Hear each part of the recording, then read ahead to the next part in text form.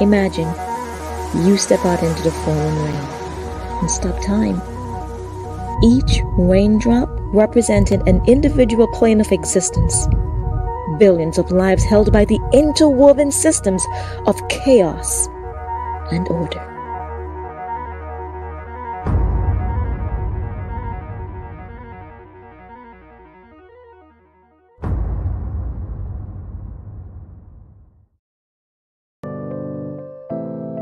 If I die tomorrow, I hope you hear these words. I ain't here to flip no birds or sip no serve. Hope the future generations can get this urge. Stay woke, youngin', and avenge these nerds.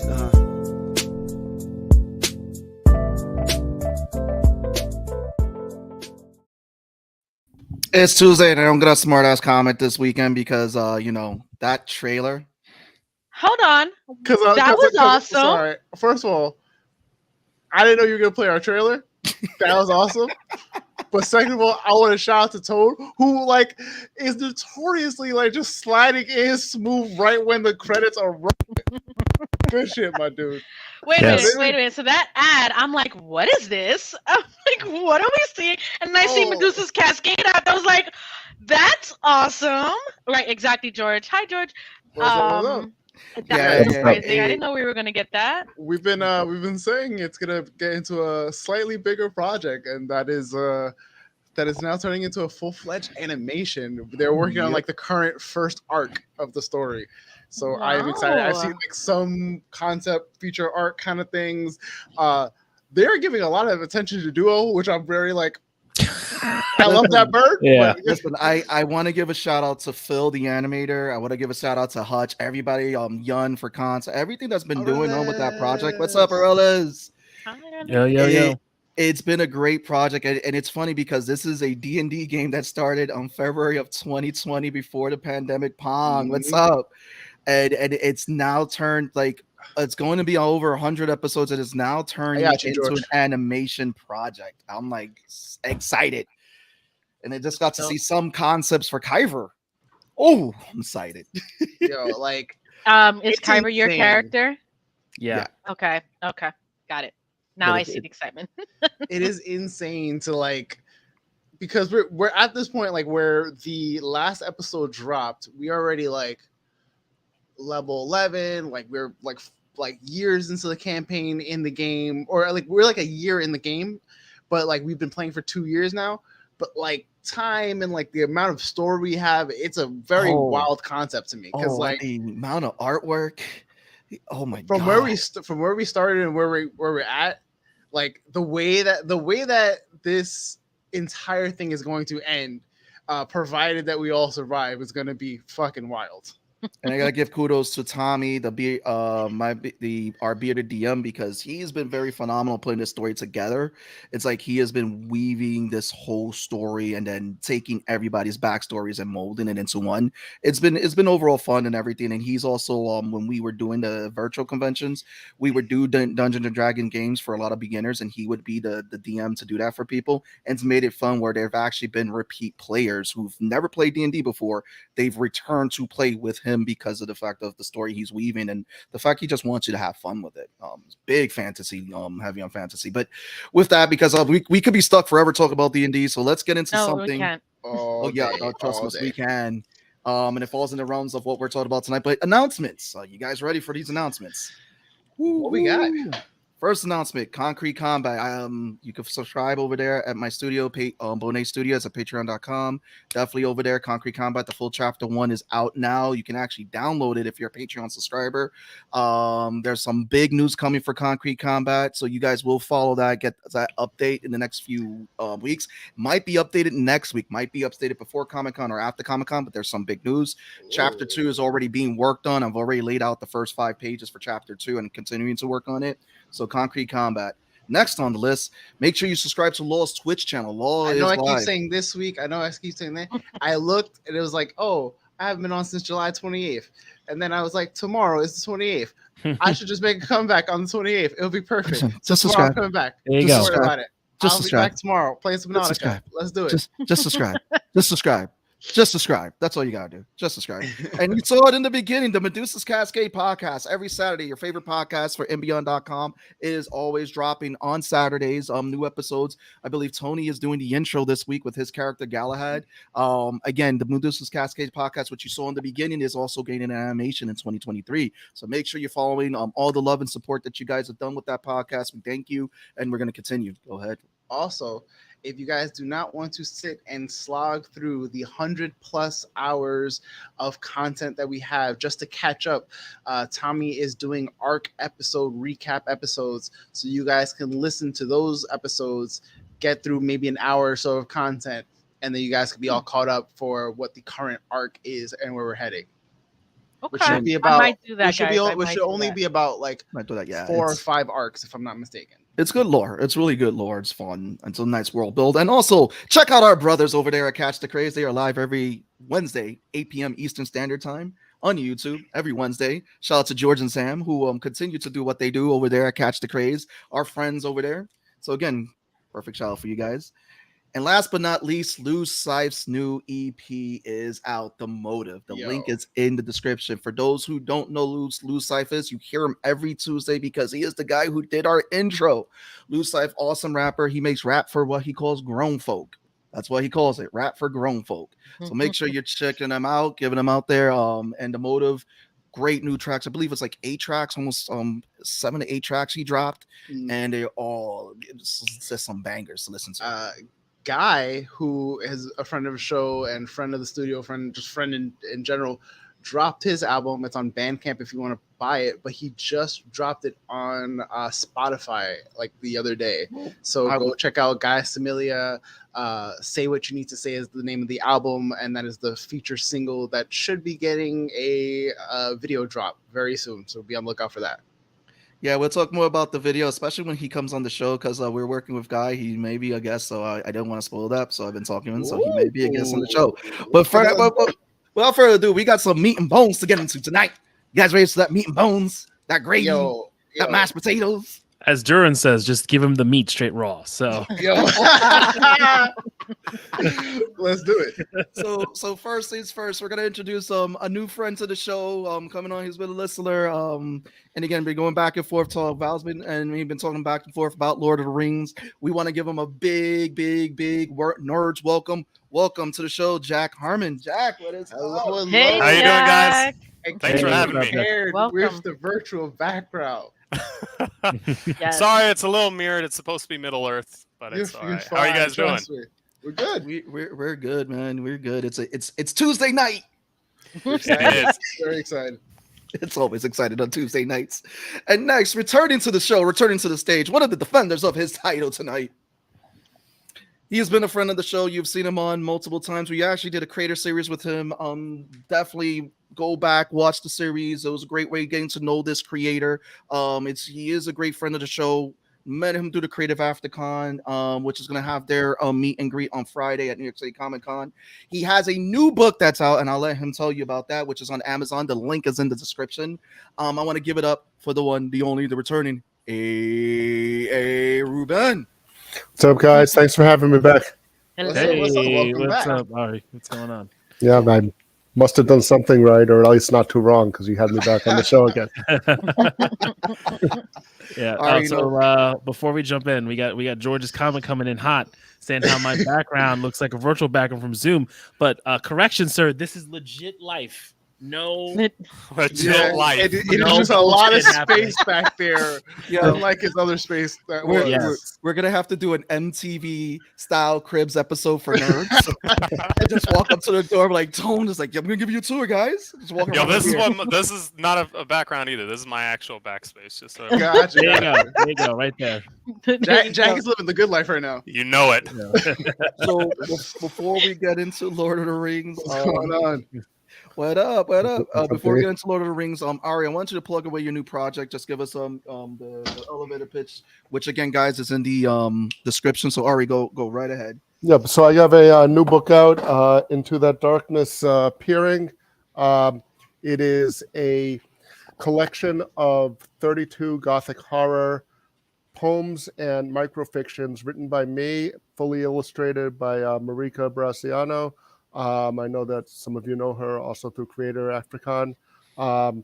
We started working on this project together last October.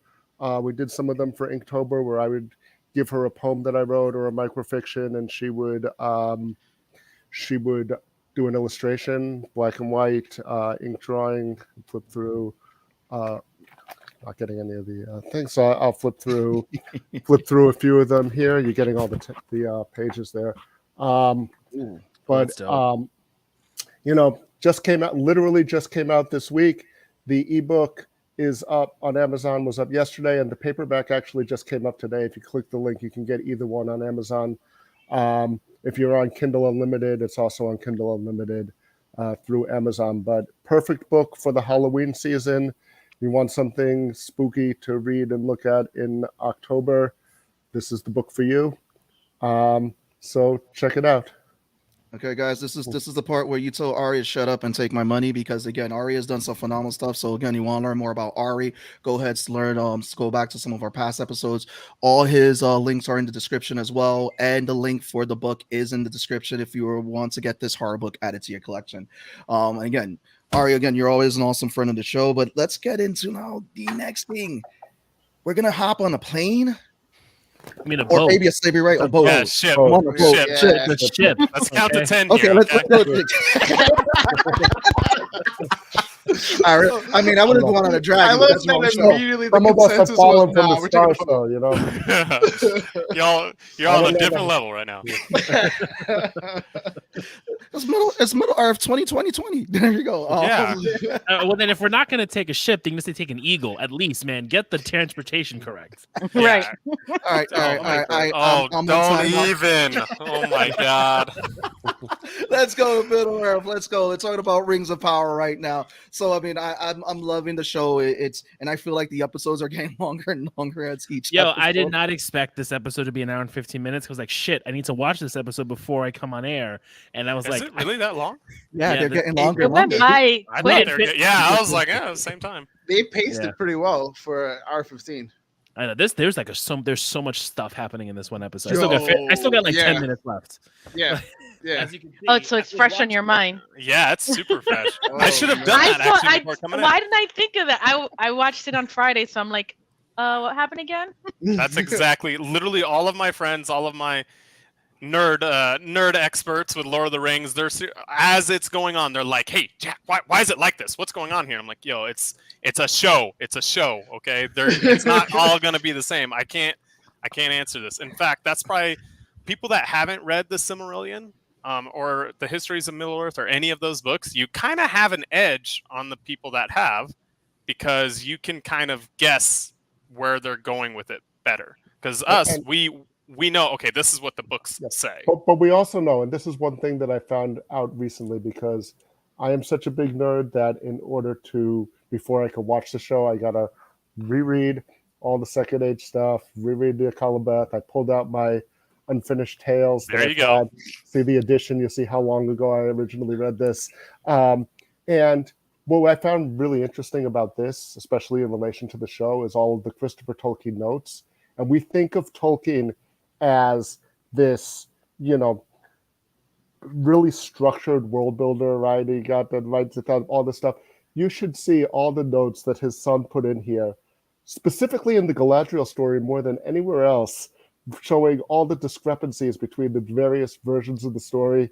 And there's a lot of room in there, actually. Yeah, you hit it right on the spot, A.A. Actually, right on the spot. So Tolkien, his mind was kind of all over the place, right? He really is the grandfather, the father of modern fantasy by a long shot. He did quite a lot. I've actually visited his place several times. I looked at all of his tomes in Oxford.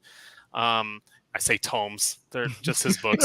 He was actually more enthusiastic about his religious studies and his linguistic studies, to where Christopher, his son, was much more enthusiastic about Middle Earth and Lord of the Rings. So what's really funny is a lot of these books you're gonna see contradictions. There are some contradictions that Christopher tries to iron out. Especially with his last one, the Fall of Gondolin. A perfect example. For the longest time, J.R.R. John Ronald Reuel Tolkien said that Muriel is the wisest of all the Maiar, right, the angels. But he's very clear that Olorin is the wisest, who turns out to be Gandalf. And so his son Christopher kind of had to say, like, hey, Olorin is the wisest, period. Like, he is the wisest. Muriel is simply the wisest in this book, right? So that you brought up the perfect points there, AA. So that's another thing I want to bring up is some of the key points I'm bringing up. You might have read something a little bit different. So you have to kind of get the newer versions, right? What did Christopher most recently say? Because I'm one of those sticklers, like, this is the original. This is how he originally did it. That's not fair to the author. So we have to look at one of the more recent ones. Obviously, he passed the late, great Christopher Tolkien recently. Wait, but whose son, whose father? Because I J.R.R. is the father. It's the father, yeah. Okay, thank you. Sorry, that was a blonde moment, right? Yep, Christopher is the son, and Christopher is the one that had the majority of the books published. Yeah. And so Christopher is actually such a stickler. There's a famous story of Tolkien saying he would just say The Hobbit to Christopher when Christopher was a little boy, reading him a bedtime story, and Christopher would be like, wait a minute, Dad, last time you said that Thorin had a blue cape with silver tassels. And J.R.R. was like, damn kid, and he had to go and write it down. Yeah. and just to add on to what Jack said, a lot of this stuff, especially the Second Age stuff, which is there's less of it than in the other ages. Yeah. And a lot of it is from philological essays where he's writing about what the name of a specific region means, or what the name of this specific forest or elf town or whatever it is. And he's going back and explaining what the elf words mean and connecting it to these various legends. So they weren't even all stories before Christopher started piecing them together, because, as Jack said, the languages were really his true love with that. I mean, huge Beowulf scholar. The reason why you all read Beowulf in high school because of him, because of his essay.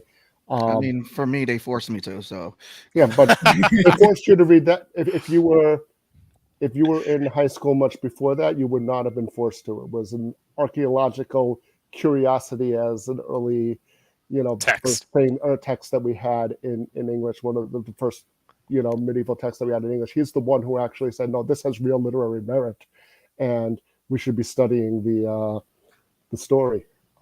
So it's actually really impressive. This story I thought was kind of, because you got to be careful what you read on the internet, right? Especially if it's not sourced. So I thought this was kind of an exaggeration for the longest time until I went to Oxford, and when I actually saw the dictionaries that Tolkien, J.R.R. had written, because he was a professor there. And one of the stipulations to his editor was he spelled dwarves with a V instead of an F for plural. And the editor said, hey, it's spelled this way in the Oxford Dictionary. And Tolkien replied to his editor, I wrote the Oxford Dictionary. It's going like this. But actually, he didn't do the D's. Jeez. He did the W's. Yeah. Oh, the W's. You're right. Yeah, you're right. He did the W, but he said that's the story he said. But yeah, and it was such a mic drop. Yeah. No, I think that's what's coming. Like, I wrote the dictionary. Boom. Yeah, like it's like, oh, okay, man, you win. Jeez, chill out. I think what's great what we're getting with this Netflix adaptation, like how you guys said, it's like they are leaving Netflix, stuff open. Prime. I mean, Prime. I'm But sorry. If it was Netflix, they would have canceled it because they don't have enough money. Right. Exactly. Right. True. Very true. Listen. Netflix is all cyberpunk right now, and that's another story we'll get into later. Yo, they're actually that's hitting off really well. Yes, actually, I'm really happy about that. It's really blown up for the game. We'll get into that another time, but it's like, ooh, cyberpunk. But no, get back on topic for Lord of the Rings. I like that. Hold on. So you invested in cyberpunk and you still haven't watched C? Okay, let's count to 10. All right. You're at an 11 right now. We need to come down to a 3. No, you gotta understand, Jack. This is a 3 for us right now. This has been like an ongoing thing because Val was like, "Oh, let me pick something to watch." Of course, she had to rat me out in front of everybody. And she's like, "Oh, you should watch C." At this point, it's an ongoing gag. It's gonna happen because we got. Never gonna happen. It's gonna happen. Watch, we're gonna be like, we're doing C1, That's 2, a and 3. lie. All the shows you've told me to watch, I've watched. Have I not? Yes. Sebastian has not. I can't. You broke What's up a little going on, bit there. brother Doc? Seabass has not. Oh, Seabass. Yeah. Oh, that's his fault. It's my fault. It is my fault. Because I got on the C train and I'm here, full stop. I'm on the hype train. I'm here for it. Be glad you, be, Tom. be glad you didn't get on the A train. There you go. Ooh, That's a boys reference. I'm sorry. it is. Obviously, dude. Jesus Christ! Stop mansplaining the references, guy. Cringy. Okay, Oh. so back to the show. All right, Rings so of Power. I have a really quick question before we dive into the show, since I'm actually really enjoying like hearing both you, Ari and Jack talk, because we usually don't get to like go down. We don't usually get to listen. It's usually kind of us doing this, so this is really dope. But Yeah. Because the show, from what we know, is that they don't have rights to the Silmarillion, so they can't really get all of the good nuggets that we have from the Silmarillion. It's usually just, I think it's just the appendices from Return of the King. Yeah. So do you feel like what the show is going on, that it has to kind of it has to make its own path from what is available, and we won't get anything that is tied like canon wise to the Silmarillion unless you think they're going to get those rights later on? So I don't know if you guys have kept up with the lawsuits that the Tolkien estate was going through near the end of Christopher's life. No, we haven't. These shows had a major part to do with that.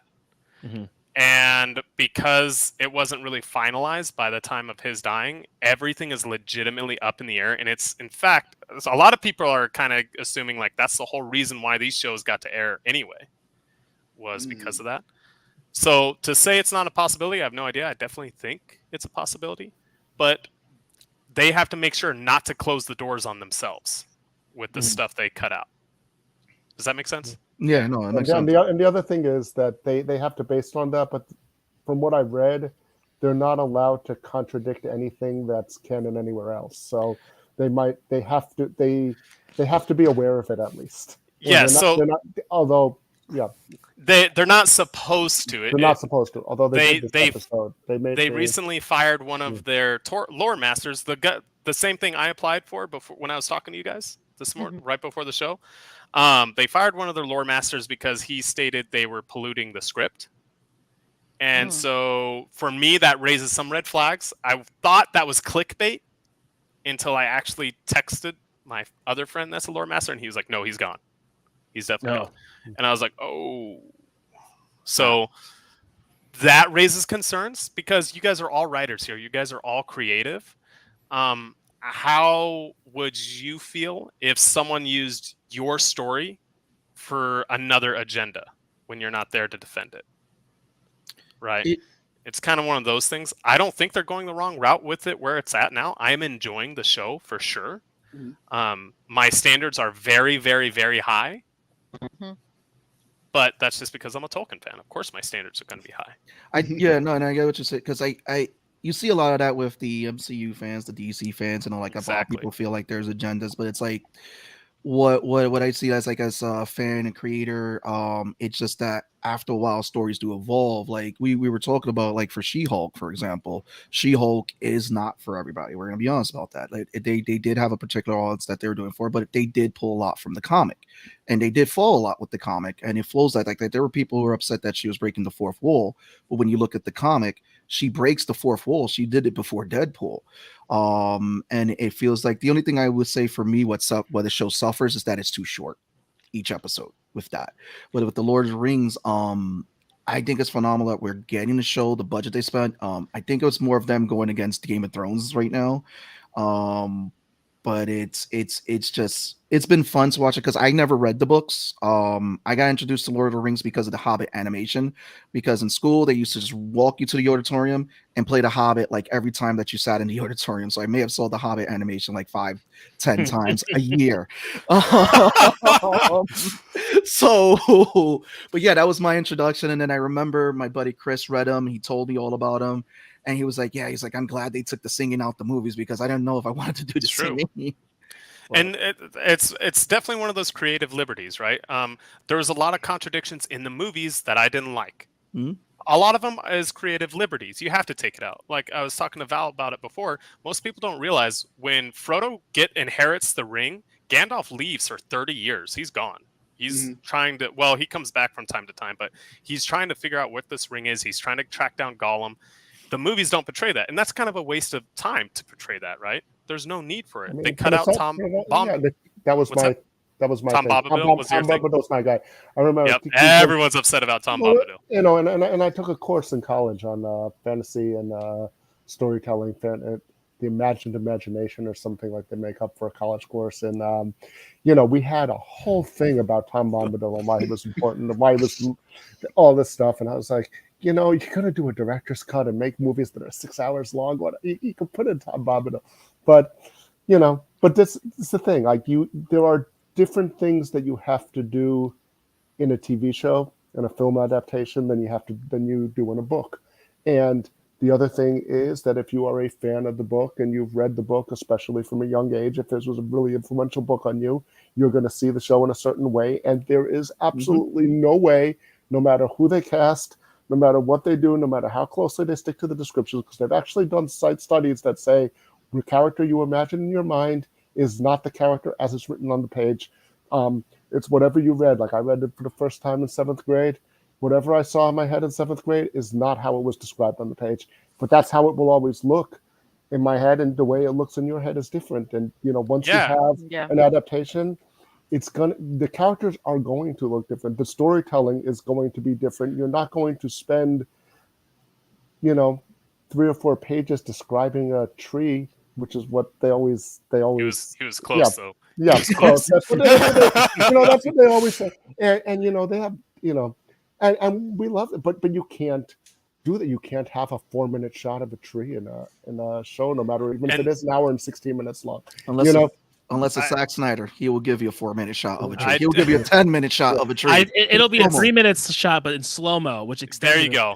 There you go. Exactly. And it's actually interesting you bring that up because your imagination. That's a great thing about fantasy, right? A lot of it's on your imagination, but your imagination is based off of your experiences.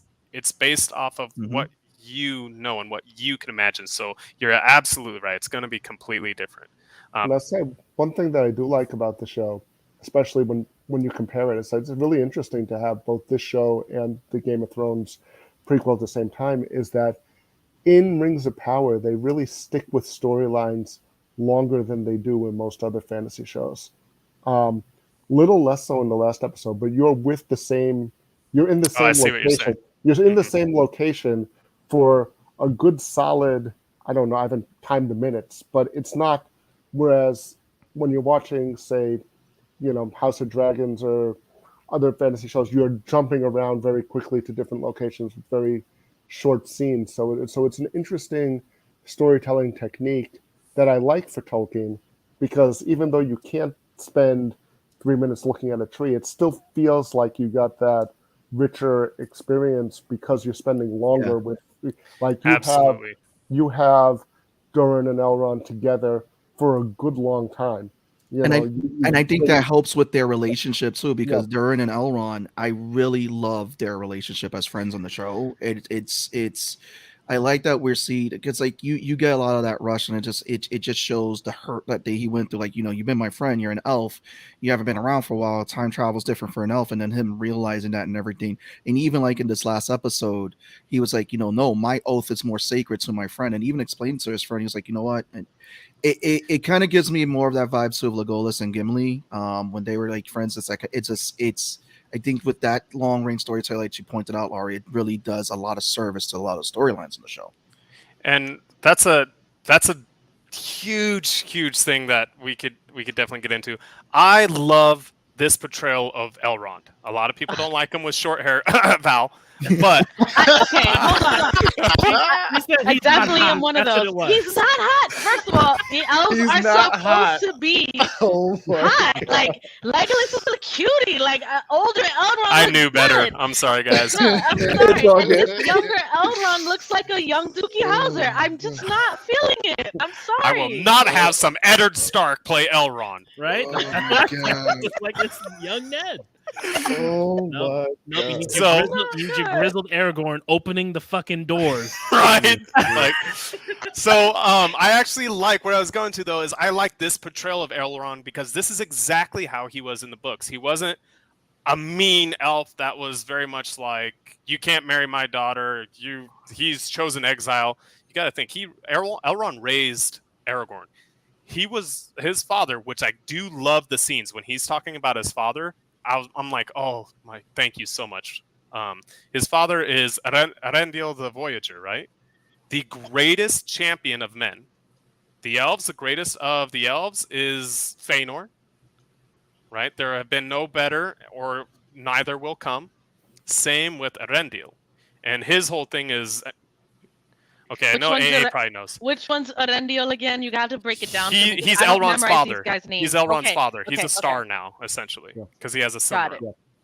But I want you to think his deed, because it doesn't explain his deed. So I don't know if this would be a spoiler alert or not, but it's in the past. We're spoiler friendly. No, go for Okay. it. You're spoiler friendly. If yeah, go ahead. So I want you guys to think of Smog. Now, Smog in The Hobbit is a little bit bigger than in the books, just a little bit. If you actually measure him out, he's about the size of a football field. Still a good size for a dragon, right? Still pretty good size. Smog is considered a small worm compared to the dragons of the first age. God damn. So what do these dragons like cover continents? I mean, I'm almost. So in Calagon the Black is so powerful that he's actually fighting off the Valar, the gods. He is so big that he towers above Thorondrum, which is like the Himalayas. Just huge mountains. Arendil sails his ship straight through in Calagon the Black, smiting him. Well, and he falls and just literally levels. And literally levels those mountains. Damn. That's how big this thing is. And that's why Arendil is such a champion. Because you got to think of that feat, right? Like, that's pretty impressive. When Calagon's wings would go out, it would block out the sun. Mm. And yet, one That's human... Yeah, that's a big boy. Hey, man, you win. I'm done. I'll take a knee. I'll write out the clock. You win, dude. Like, I don't blame those guys. Elrond because of that more? Do they what? His father's do they respect Elrond more because of his father's? So Elrond and his twin brother Elros. That's Elrond's last name is half Elven. So his twin brother Elros, they were actually raised by Galadriel's cousin, Madros, which is one of the sons of Fëanor. Have we seen Madros in the show at all? You won't. They're all dead by now. First stage. Okay. Yeah. Oh. So, and that's I was raised without a father, so I definitely, whenever Elrond talks about his father in these episodes, I'm like, oh my goodness, this is beautiful. Someone's screaming. So it's a dog. It was perfect for like what's going on. you guys can hear that through. I think that's in my house upstairs. You can hear the bedtime going on there. You can hear that. That's a good mic. Bit. I don't even. Sorry, I wear the headset and the mic specifically so you won't be able to hear what's going on. All we hear is. It was very low. I was like, oh boy, it's all good. Trust me. Someone's adding the sound effects. Yeah, but we're making orcs up there.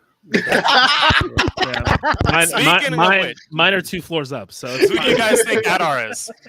Adar? Oh man, I'm gonna go with that's the Elf Lead and Norse, right? I'm gonna go with Sauron. I'm gonna call that. I'm gonna say it. No, but I'm probably. We already told you that. Well, we're not. It's because Sauron, from what I understand, Sauron is supposed to be this handsome elf guy, and I think this Sauron guy is the M&M elf that we saw in this episode.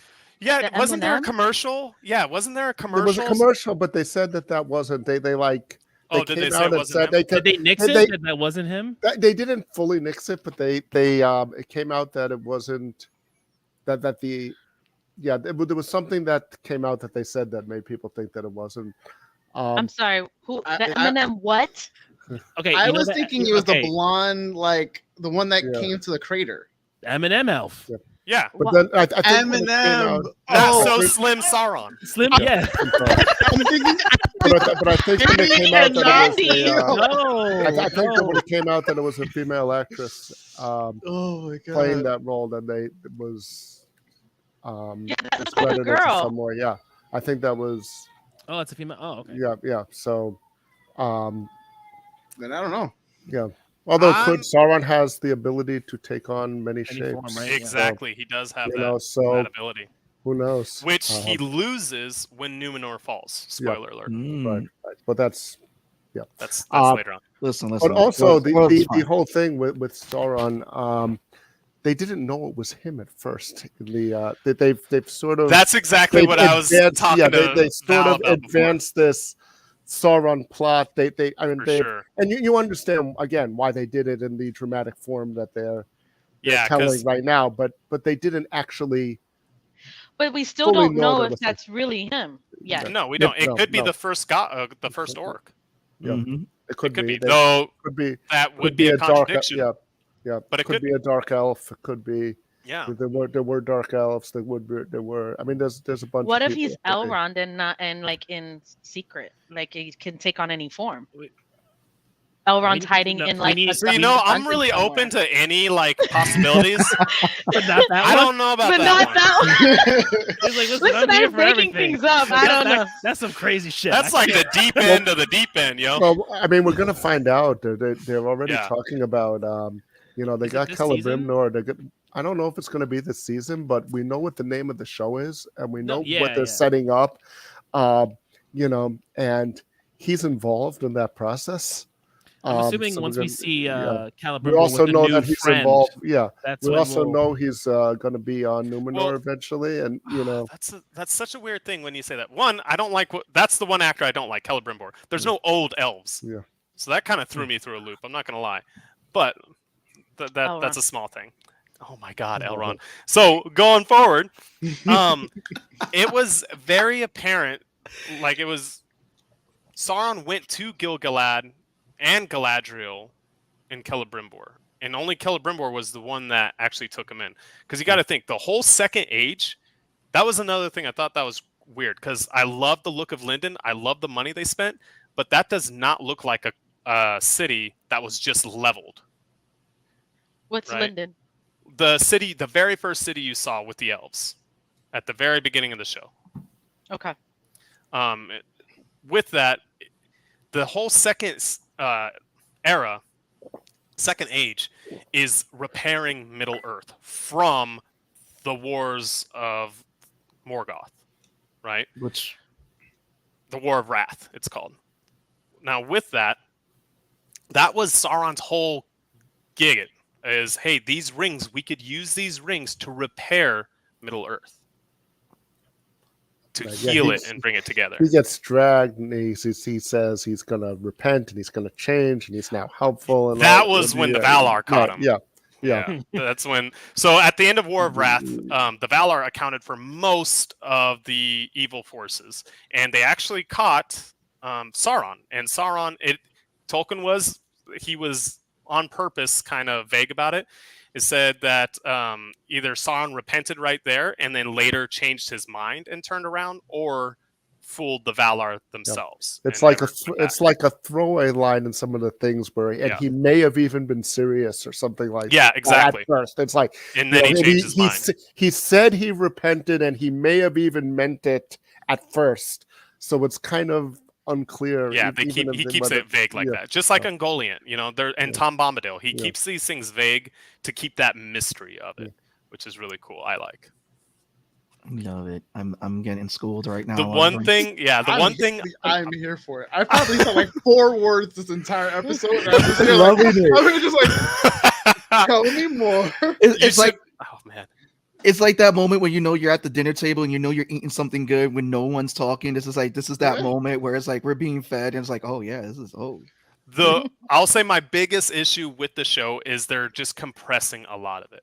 No. So Sauron doesn't the Second Age lasts, I believe, you might have to Google me, like 33,000 or 3,314 years ish, right? Give or take a few. Sauron creates the rings around 1500. It takes about 200 years because he teaches all the elves of Eregion to make the lower rings first, and then he makes the 9 for men, 7 for dwarves. He goes back to Mordor to make the 1 ring. Celebrimbor makes the 3 Makes the for the 3 on elves. his own. Mhm. Yeah. So then after that, there's a huge war between Sauron and the elves, and Sauron is winning. Yes, Val. I have a question. If this is about Elrond, I swear to God. It's not about Elrond. It's not about. It's a question about the rings. So, okay, excuse my ignorance, because all I know is just the movies. With that said, in Lord of the Rings, it is just one ring, the Ring of Power. Now you just mentioned 7, 9, another 19. one, another 3, 19 rings. Yeah, so the ring The race, ring they all race, had one. Those are There's- those 9. Oh, So I there's forgot about that.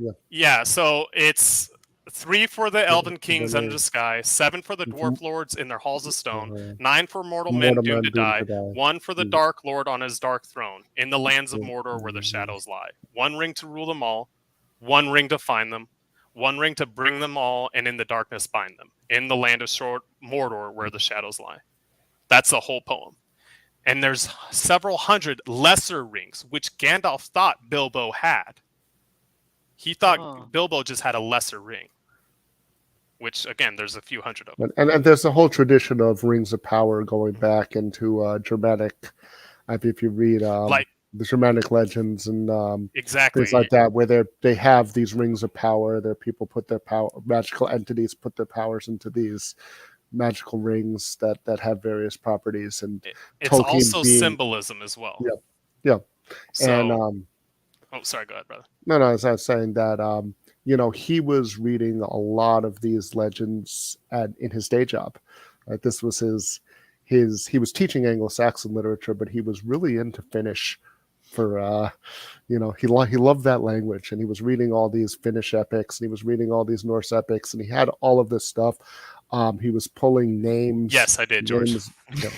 He's Don't make me feel like any more of a nerd, please. No, you're totally welcome in the nerd world. Yeah. Then it's called makes nerds. It's called Nerds of the Round. Yeah, Right? that's true. That's true. You're in good company. Trust me. What is more round than a ring? Like, But yeah, absolutely. Like the Ring of Barrow-Here, the ring where you see Aragorn have, that was actually made in Valinor, and that's a symbolism of power. Elros has it when he becomes king of Numenor.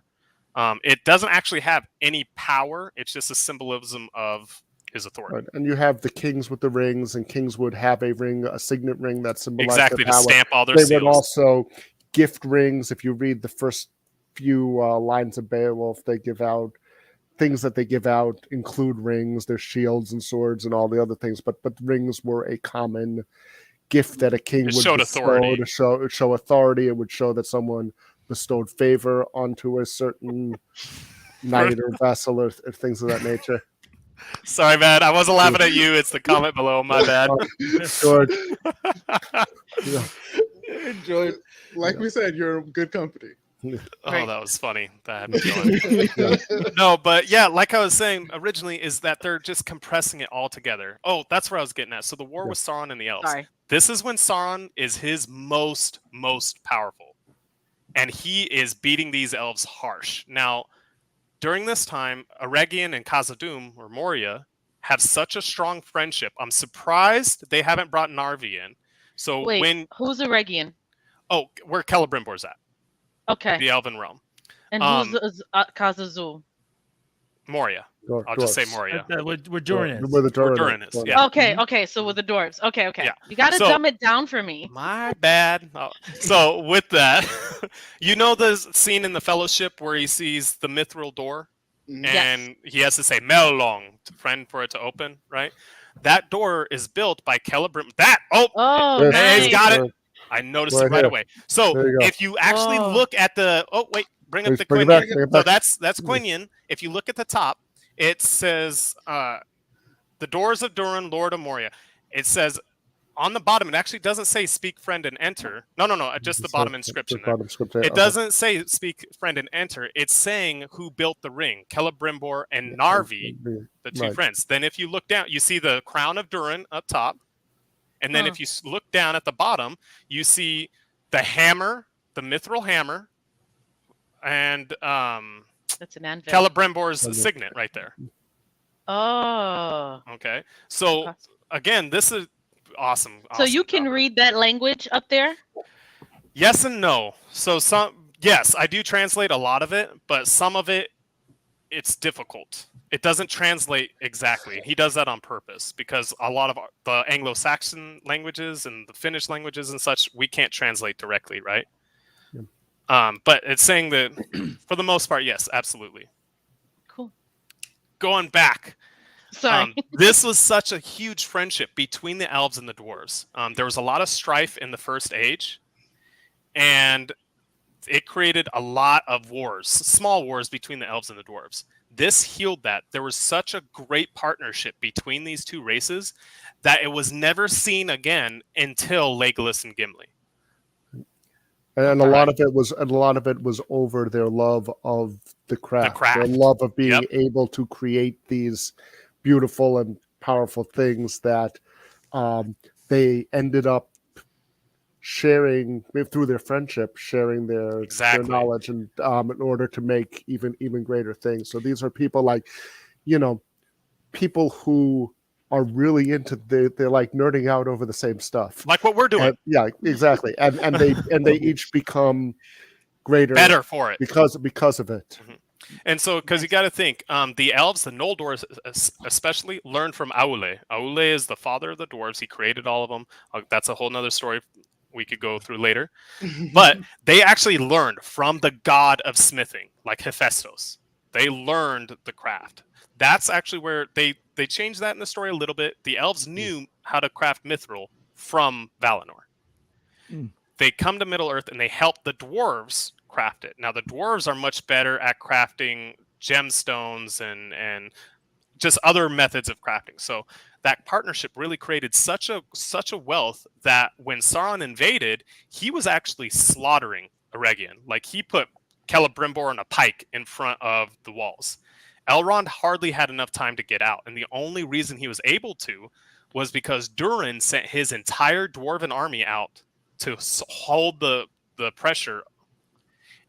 His army, almost his entire army, was slaughtered. They all retreated into Moria and closed that gate, so Sauron wasn't able to attack. So then Sauron's winning. We're going to see Sauron murk all the elves and Durin and his people save them. Are they going to show that? I don't know. That's what I'm saying. They're That's what the compressing scope of the show is, and how much they're going to show each season. Exactly. Like, we know that there's enough of Numenor that we know that. Yeah, but it's at the end of Numenor. Yeah, it's going to be. But we know exactly. We have to, because we know we're going to have our Farazan the Golden, right? We see him, and his story is slightly different, but we know who he is and we know when he is, right? And that's what I'm saying is they're playing it one. It situates the story, right, in a particular part of of the Second Age, so we know what's coming. But they have like a 5-season commitment already, or I heard someone was saying that. Yeah, but the thing is, they compressed it too much. So that's where I was getting at. So the war between Sauron and the elves was around 1500. I might be a little off. It might be like 1561. Tom, if you're watching this, you'll correct me, I'm sure.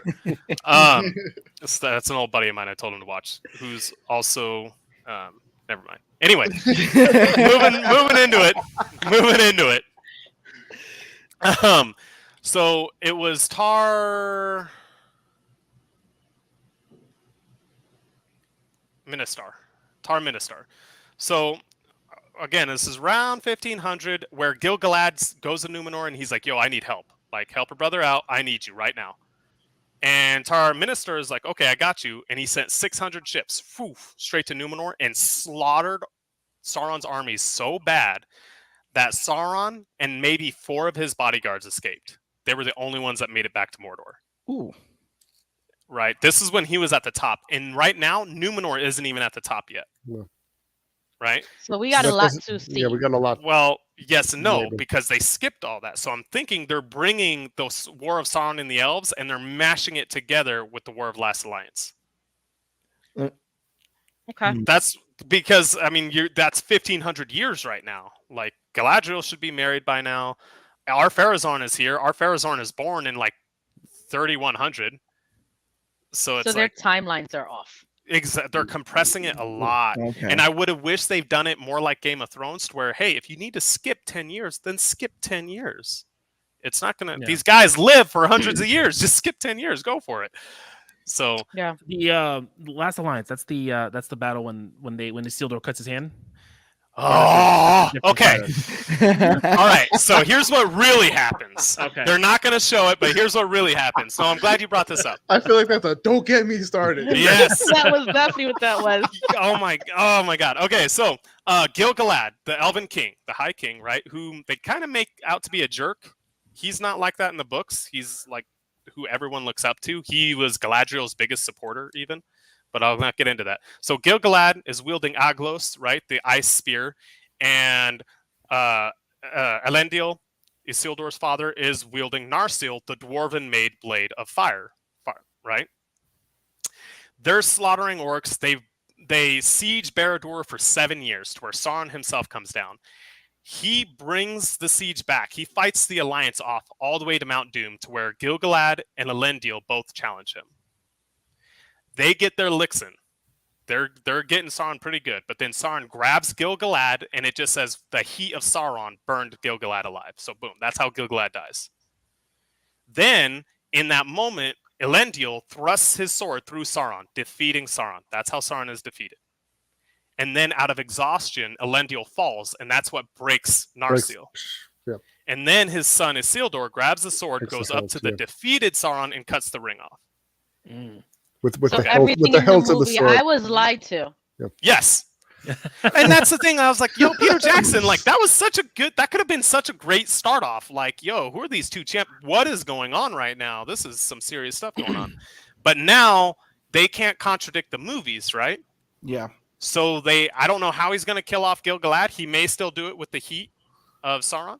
But Elendil, the guy who we all like, Isildur's father, is just going to get smacked with the hammer, and that's how he dies.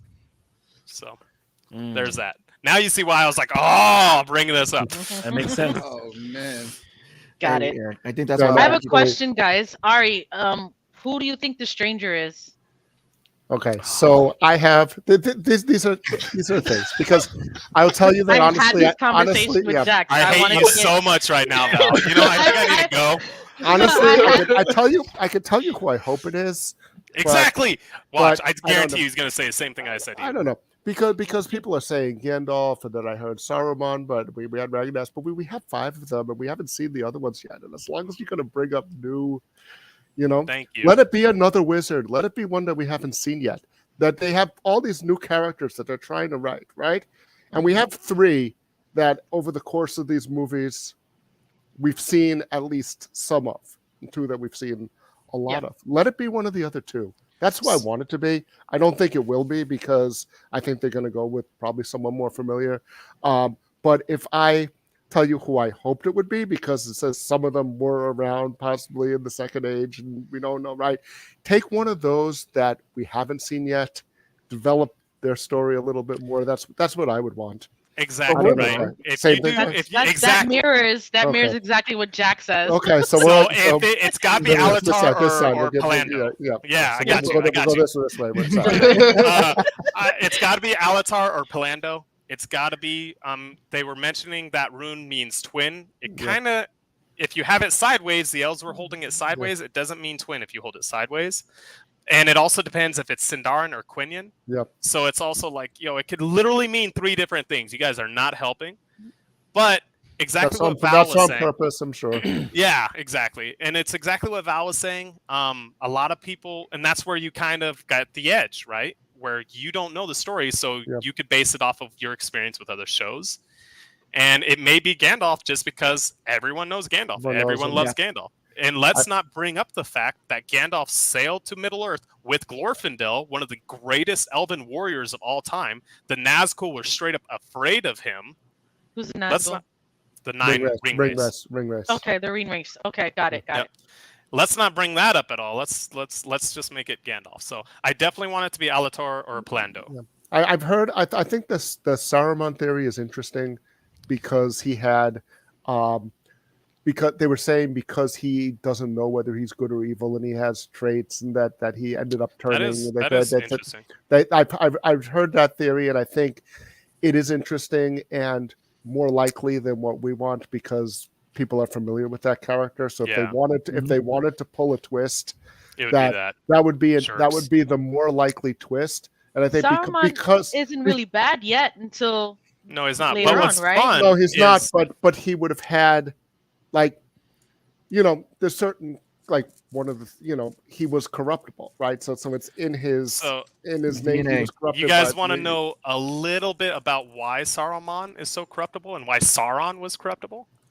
So Sauron and Saruman were both apprentices under Aule, the guy that created the dwarves, right? Like Hephaestus. And Hephaestus was more alike to Melkor. So he created the dwarves against Eru Iluvatar, the Christianic god, the Almighty. And Eru said, you need to destroy these dwarves. He created 7 of them, the 7 fathers. He said, you need to destroy these dwarves. And Aule was like, okay. And he's getting ready to destroy him. And then Eru was like, okay, stop. I'll breathe the fire, the imperishable flame in them. I'll put them to sleep throughout Middle Earth. They could be your children. They could roam the earth. So Aule, in many ways, is a lot like Melkor, but he does it through creativity. He doesn't do it to destroy the works of the other Valar.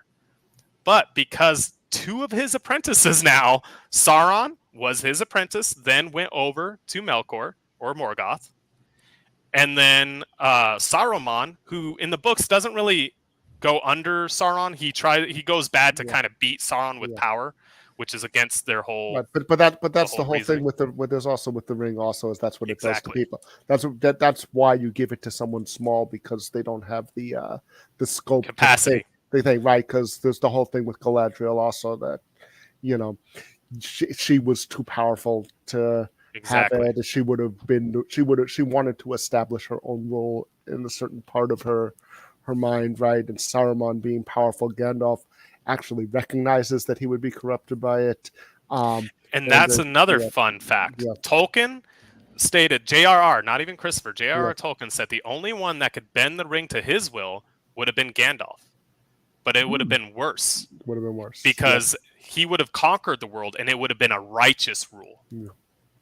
Right? And that righteous rule would just make everything even worse. That's why my argument is Gandalf is actually stronger than Sauron. Yeah. But that's a whole topic. But also, I mean, the other thing with going back to Tom Bombadil is that he just didn't care about it enough. He would have, and that's why he was not corrupted, but he would have lost it. Is Tom Bombadil another Hobbit? No, he's an entity. We kind of don't know what he is. He has to be a Maiar or a Valar. He simply has to be. Some people think he's God or angel. Yeah. Some people think he's Eru, like God. I don't agree with that. There's a few things. Yeah, there's a few things that contradicts. But I definitely think he has to be a Valar or a Maiar. He has to be an immortal being. So he literally put the ring on and was like, "Huh, here you go." It didn't disappear. Yeah, it didn't affect him. It up, but the other thing, not to get sidetracked on Tom Bombadil, because he's not in the show and he's probably not going to be in the show. But it shows that you can be powerful without and be good.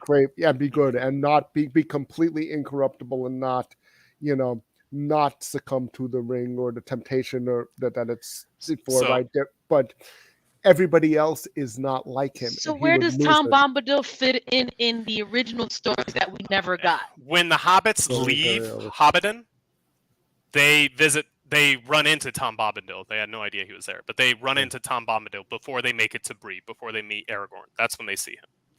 Okay. And he sings a bunch of songs. And he orders yellow blue boots and Interesting. It's really good. And moving back, actually, I did want to bring this part up. So, you have the song. Let me back up. Right. Let's go in the world. Right. Let's back up to the creation of Arda. So, you have Eru Iluvatar, the god of gods. He is the Christian monotheistic god. Right. I sent some of you the cheat sheet. Mm-hmm. If you have that cheat sheet, you could just reference that. There you go. Then you have the Valar, which are like gods, and they're based off of Nordic gods and Greek gods, right? Of them, you have Melkor, who is the most powerful. But you have to understand, power doesn't mean just raw strength, as we're going to learn in a moment. And then you have Manwë, who is most alike to Eru, which is why he's the chief of the gods, and he's the chief of the skies, the lord of the eagles. That's why Gandalf can't control the eagles. They're for Manwë only. You have Yavanna. You have Varda, the queen of the stars. That's why the elves cherish her, because when she cried, she created the stars in the sky. That woke up the elves. Right? This is, again, during the years of the trees. Kind of going fast. So, Morgoth, or at the time Melkor, always trying to just undo everything the other Valar did. All the creations he did. Right? Until of Valar called Tolkis comes in. I want you guys to think of Tolkis as a like Thor and Ares. Like always laughing, but like I will mess you up if you play with me. Right? And he, whenever they go to war with Morgoth now, they just say, go get him, Tolkis. And he just wrestles Morgoth down. I'm literally paraphrasing so much. Good. And I bet I bet I'm driving AA nuts right now because I am. But I'm paraphrasing so much. And I always wanted to bring this up, that Melkor is given a time of redemption where he could walk through Valinor for about 1,000 years. Melkor is Morgoth. Is Morgoth, the same person? Same person. The elves That's who the guy name him. Sauron. Okay. The elves name him Morgoth because of what he does. So Fëanor, the greatest of the elves, he's really not a bad guy. He's really not. If Morgoth wasn't involved, his works would have been great. And there would have been no kinslaying. There would have been no Oath of Mandus. None of that. Anyway, during his release, Tolkis is legitimately always on him. Like, just do something. Do something. I dare you. Do something. Always think of like a pit bull and an unattended child. Like, that is Tolkis and Morgoth, right? Always watching him. And with that explanation, that's why I was coming back to, don't think power like someone is more powerful just in raw strength. Melkor gave, when he became Morgoth, gave a lot of his power to the Balrogs, right? To Sauron, to other beings. And I'm actually sad that they don't explore more of Sauron's things. Sauron created vampires. He created werewolves. He created all these monstrosities. So it's like, you guys could have definitely shown all of this, and you still can. There's nothing that says all of these monstrosities were killed off. Mm-hmm. So that's where I'm kind of like, I didn't know there were vampires in the world of Lord of the Rings. Mm-hmm. I mean, there's all sorts of scary everything. things. Like Everything. Ungoliant is terrifying.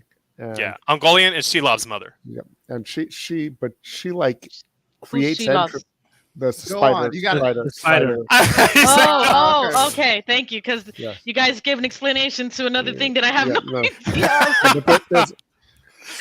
But I'm with the names, right? I mean, you think about it, there's always multiple. He's writing legend, basically. You read the Silmarillion, it sounds like legend. It's not like the Lord of the Rings, which is a story. Which is a story. It's more biblical or epic legend. Thank you so much for saying that. Yeah, it's not the same type of thing. It's also not really finished. He had a lot of drafts, and Christopher did a lot of the finishing, a lot of the editing, and a lot of the finishing on it, and it reads differently than his finished stuff. But there's more space, and there's all sorts of great things. Like I love it that they sing the world into existence, and then we have modern string theory, which is basically the world made out of vibrating strings, which is music, right? It's much closer to how we think of the universe than people would think of it. It's there's a common misconception. I just want to say this and I'll let you go. There's a common misconception that the Silmarillion reads like an encyclopedia. That's not entirely true. I say it reads more like the Bible, to where it's stories from a long time ago that happened around the same time that explain why each event happens. Yeah, I always say it reads like ancient myth. Like both Norse myth and really Greek myth too. If you read Hesiod and exactly, not so much Homer, but if you read Hesiod, it's very bare and formal like that. Also, and a lot of ancient myth is, and the Bible as well. But you read a lot of ancient Near Eastern myth. If you've ever read Gilgamesh, if you ever read the Legend of Atrocasus, which is one of the early flood stories from Mesopotamia, all the Babylonian stuff. There's a certain style of myth that they had back then that was very bare bones. It had there were various contradictions, and you see that the same stories appear around multiple times in different ways. They contradict each other, but they also appear in different cultures. Like they have psalms that are in the Bible, in the Book of Psalms, that are in Egyptian psalms to their gods, that are in Babylonian psalms, and when you translate them, it's the exact same psalm and the exact same poetic structure, and only the name of the god has changed. Go for it. and that's not, going back, but that's the kind of thing like the Silmarillion reads to me. It reads like a Hesiod, like a Norse, some of the Norse epics, some of the earlier Germanic ones, some of the Mesopotamian ones, and of course, this is what Tolkien's working with. I gotta say, I'm happy to be silent this episode because we're learning a lot. Because I'm like, well, I'm getting all this lore, but I want to ask because you guys definitely dropped a lot of stuff that definitely because series are going to skim over stuff. But depending on how this series does on Amazon, do you think that they would use parts of those stories that they've skimmed over, or like anything to start to world build and come off with spin-off series or anything? I hope start they to do. build. I hope they do. Do I know for a fact? I have no idea. I mean, hope they do. But you have that contest of licensing. Again. Yeah, and it's so up in the air because if Christopher was alive, I'd say no. It would. It would not. If Christopher was alive, I don't even think this. It wouldn't. He was very old. It wouldn't have. Yeah. But Simon. There's a reason why Peter Jackson even got in trouble. And Simon Tolkien seems to be in charge, and I don't know as much about him, or he seems to be the. He does a good job, actually. Yeah. So, have you read the new Fall of Gondolin? It's on my TBR. I haven't read it yet. Okay, so he's a chief editor of it. He's actually doing a good job, which is good. But there's but I don't know what his feelings. I mean, they're much more. Yeah, they're much more liberal than Christopher was with this stuff. But who knows? We don't have enough of a, for most of our lives. Simon is the grandson. Yeah, is the son. And if you look at the credits, right, he's always the first one when they come up, like with consultation from, the Tolkien estate. He's the one who they put up there. Who knows? We don't know. Yeah, I mean, I'll be honest. I would love to see, because I'm a big animation head. Everybody knows that, and I love that. I couldn't tell from your background, man. Oh yeah, no, which is from my comic. Yay! Such a little plug there. Because I remember, what was it? One of the things I liked that came out when we started getting a lot of the opening for the Star Wars stuff, like when they just opened the floodgate. All the animations. Yeah, and one of the animations that I really loved was the one that they got a bunch of different animation studios to do an anthology series, and each one took apart and did like their own spin using all the Star Wars lore. So each episode was self-contained, was everybody using everything. Like the first episode set the tone. It was like kind of like mixing samurais, feudal time, and everything, but with like lightsabers and everything in style. And I'm like, I would love to see that. And again, from there's just a lot of great lore that can be done with Lords of the Rings, and I'm hoping that we do get more. And it does suck when they compress stuff, because you know that there's stuff that they are missing out. It's like literally saying the Dark Ages, the medieval times, and the Renaissance times was just 20 years. Like all that history, all that culture, all of that is just like, oh, it's just 20 years, don't worry about it. And it's like, what? It's like saying hip hop is all trap music. It's not. Tramp music. Trap music.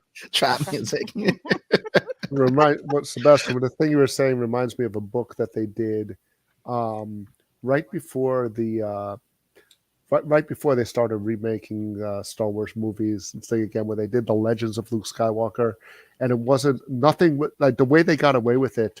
It was Ken Liu, the science fiction writer. The way they got away with it was, nothing was necessarily true. It was the legends that they told about Luke Skywalker on these, however many chapters there were, 10 random planets, and of course, legends are going to be exaggerated and changed and different, and each one was from the perspective of a different alien species that had encountered him at some point between Return of the Jedi and when he went away to that time. There's a lot of time there, and he may have done, we don't know what he did, but these are things that people heard that he did, or heard from somebody that they did, or stories that were passed down. So it was, it was all different styles, things that contradicted each other. I think some of them were really silly, but going on the script of how everything goes, how is Rings of Power, or how's Rings of Power? How's Rings of Power staying on script? How is not Game of Dragon, House of Dragons staying on to story? Are they doing a good job with it? Or like, I'm watching it, but I've only read like the beginning portion of the books. Tony? It's Go ahead, Are we bro. gonna transition? Are we gonna- is this- doing- is this- Oh, I'm sorry. I didn't mean to change it. My Oh, it's bad. all good. no, It's all good. no. It's all good. What time is We it? will be Where here are we? forever. Where are we in timing wise? I mean, we could run Wings of Heart. We are learning a lot from you guys, and I think we love it, and that's why we're not I'm even here for it. I mean, not you even- guys know me. You could have me any time as well. I don't want to Right. steal all of AA's time. I don't want to No. steal any time you guys I have gotta for other listen stuff. to It's exciting because us as a group so far, I mean, we tend to like really get into it, but you guys are been holding it in, and we're like intrigued on the lore because we're so far removed from it.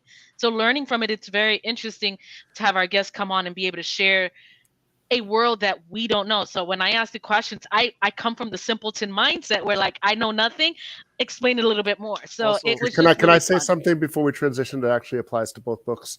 Is Mhm. that guys like us, we're gonna like get into it and say that we thought we didn't like this or we thought they compressed this, but I think overall they're doing a really good job. Yes. And I think that overall they are doing a really good job at bringing in people who are into the world. So one of the things that I like best that is something only Amazon could do probably is whenever you pause the show, you got to pause the And show. money. It brings you to a link to buy the book. Oh, It's yeah. in your face every time. It says, and it's weird that it's fellowship, given that none of the stuff Yeah, not the happens there. But Silmarillion. I mean, yeah, but still, it's cool that if it can be a gateway for people to get into Tolkien, the way that maybe like I'm so a lot glad of you people brought that up. got into it through the movies or got into other fantasy series through the movies. I mean, if you're gonna, and I think similarly, I brought that down too. The book for that, which but I was telling people about Game of Thrones when they were all reading Harry Potter and asking me what I should read next because they knew I was the one guy who was always reading fantasy, right? And I was reading fantasy I bought The Hobbit from the Scholastic Book Fair in 6th, 7th grade, I always say, and by the end of the summer I had read everything, and I decided that's what made me want to be a writer, was that book, because I decided, the games that I was playing with my little castle Legos, and then I read this, I'm like, hey, maybe this is something I want to do, something I want to be. And when people really started to get into fantasy, when Harry Potter was coming out and when the Lord of the Rings movies were coming out, they would come to me and they would ask me like, what else should I read? What else is coming out now that's current that I should read? That's not, we read Lord of the Rings, and I said, well, I'm reading this, Game of Thrones was the first book in the series, but the George R.R. Martin books are pretty damn good. And this was like the first one came out in 1996, and we're still waiting for the next one. And now Right. my wife gets angry at me every day that I introduced her to it because she's like, you better tell them, like, why are they making a show a prequel when he hasn't written it? Like, tell him stop wasting his time with this book and start writing, finish Winds of Winter already. But My wife laughs at me about it too at this point. but She knows. No, we need that book. Like we Yes, need that yes. book. Yeah, No, you're opening but- Pandora's box now. just like we need but- Fire and Blood but- Part 2 and yeah. Dunk and Egg, but really, if these shows get people into fantasy, if they make, because what happened when I told them to read Game of Thrones? 1,000 pages. I'm not going to do that. And then the show came out. Everyone started reading it. I actually stopped watching the show when it passed the book because I wanted to read it in the book. I hope that it's been spoiled for me already because it's been, how could it not be? But he said that the ending is going to be different, and I'm still holding out. I'm still holding out hope for my theory, which I think is a better ending. But We're going to get the books. It's just going to be at his time. if And he, you if know he, what? no, When but he you know what? passes and it gets released. Yeah, but that's the thing. So we're His getting best a friend- Dune. his We're best getting the friend- Dune version. His best friend is Robert Jordan, and Robert Jordan didn't finish his series. Yeah. So See? they had to be finished for See? him. That's what's That going to was his happen. best. Just wait. That was his best friend in the. I don't know if it was his best friend in like his whole life. Like he had a lot of other parts of his life, but in the writing world, His they were fantasy best always. friend. They were very. Thing the wheel of Like Tolkien wheel and of time. Lewis. Yeah. So he was and Robert Jordan didn't finish his book, finish his series, and that doesn't bode well. But regardless, if it gets people reading, like So people wouldn't read these books because they were thousands of pages long, and each one was longer than the next until the show came out, and then they started reading the books. They all went on the bestseller list. I went to a reading right when the show first came out, and the original Game of Thrones first came out was right in it was the same year as the fifth, but the last book. You know how long it's been. The last book came out the same year that the show came out. It's been that long? Yeah, the season 1 ended, and then Dance of Dragons released. So I went to a meeting at Barnes & Noble, and this was a guy I could get nobody to read. And he said he used to show up at readings, and there'd be like 10 people there. He was at the 14th Street Barnes & Noble. They had 3 floors of people. It was like a 3-hour wait. Oh, and that's a big that was a big Barnes. That was such a good it was a 3-hour wait to get him to sign our book, and there was another 3-hour wait behind us. And George R.R. Martin. No, so to paint a picture of that Barnes & Nobles so people can know, this Barnes & Nobles was like 5 floors. Like 4 to 5 floors of nothing but wall-to-wall books, and had like a cafe on the top of it as well. This was like a huge Barnes & Nobles on 14th Street in New York City. Yeah. So, but if these shows, Rings of Power, if Rings of Power gets people to read Tolkien, that's a good thing. It is, and I think it's good. It's a good enough show. I think it's really good that if I was watching it and I hadn't read Tolkien, I would want to read Tolkien. Yeah, watching the show. The one thing I would say advise on, one, be careful what shows you advise. I'm a man that likes to source things, so make sure on YouTube and such, make sure to source it. But I've been reading a lot, actually a surprisingly large amount of articles that say, if you haven't read the books, don't read them. It's just going to ruin it for you. That is completely bad publicity in my part. That's horrible. Why would you want to hinder the thing that created this world? Definitely read the books. 100%. These books saved my life. Val and Seabass. Seabass. I was about to say I don't know your tag name. I'm sorry.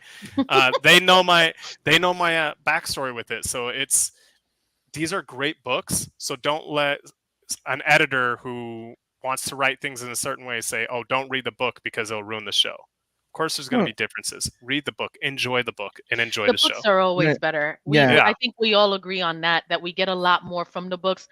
We've all come to terms that the adaptations won't be exactly the same.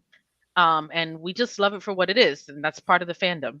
And also too, it's what's great about it too is like, and I'm glad that because none of us are gatekeepers when it comes down to it, because we want new people to get into this stuff, because that's how the stuff all the stuff that we like to read, watch, and all that's how it grows and continues to evolve.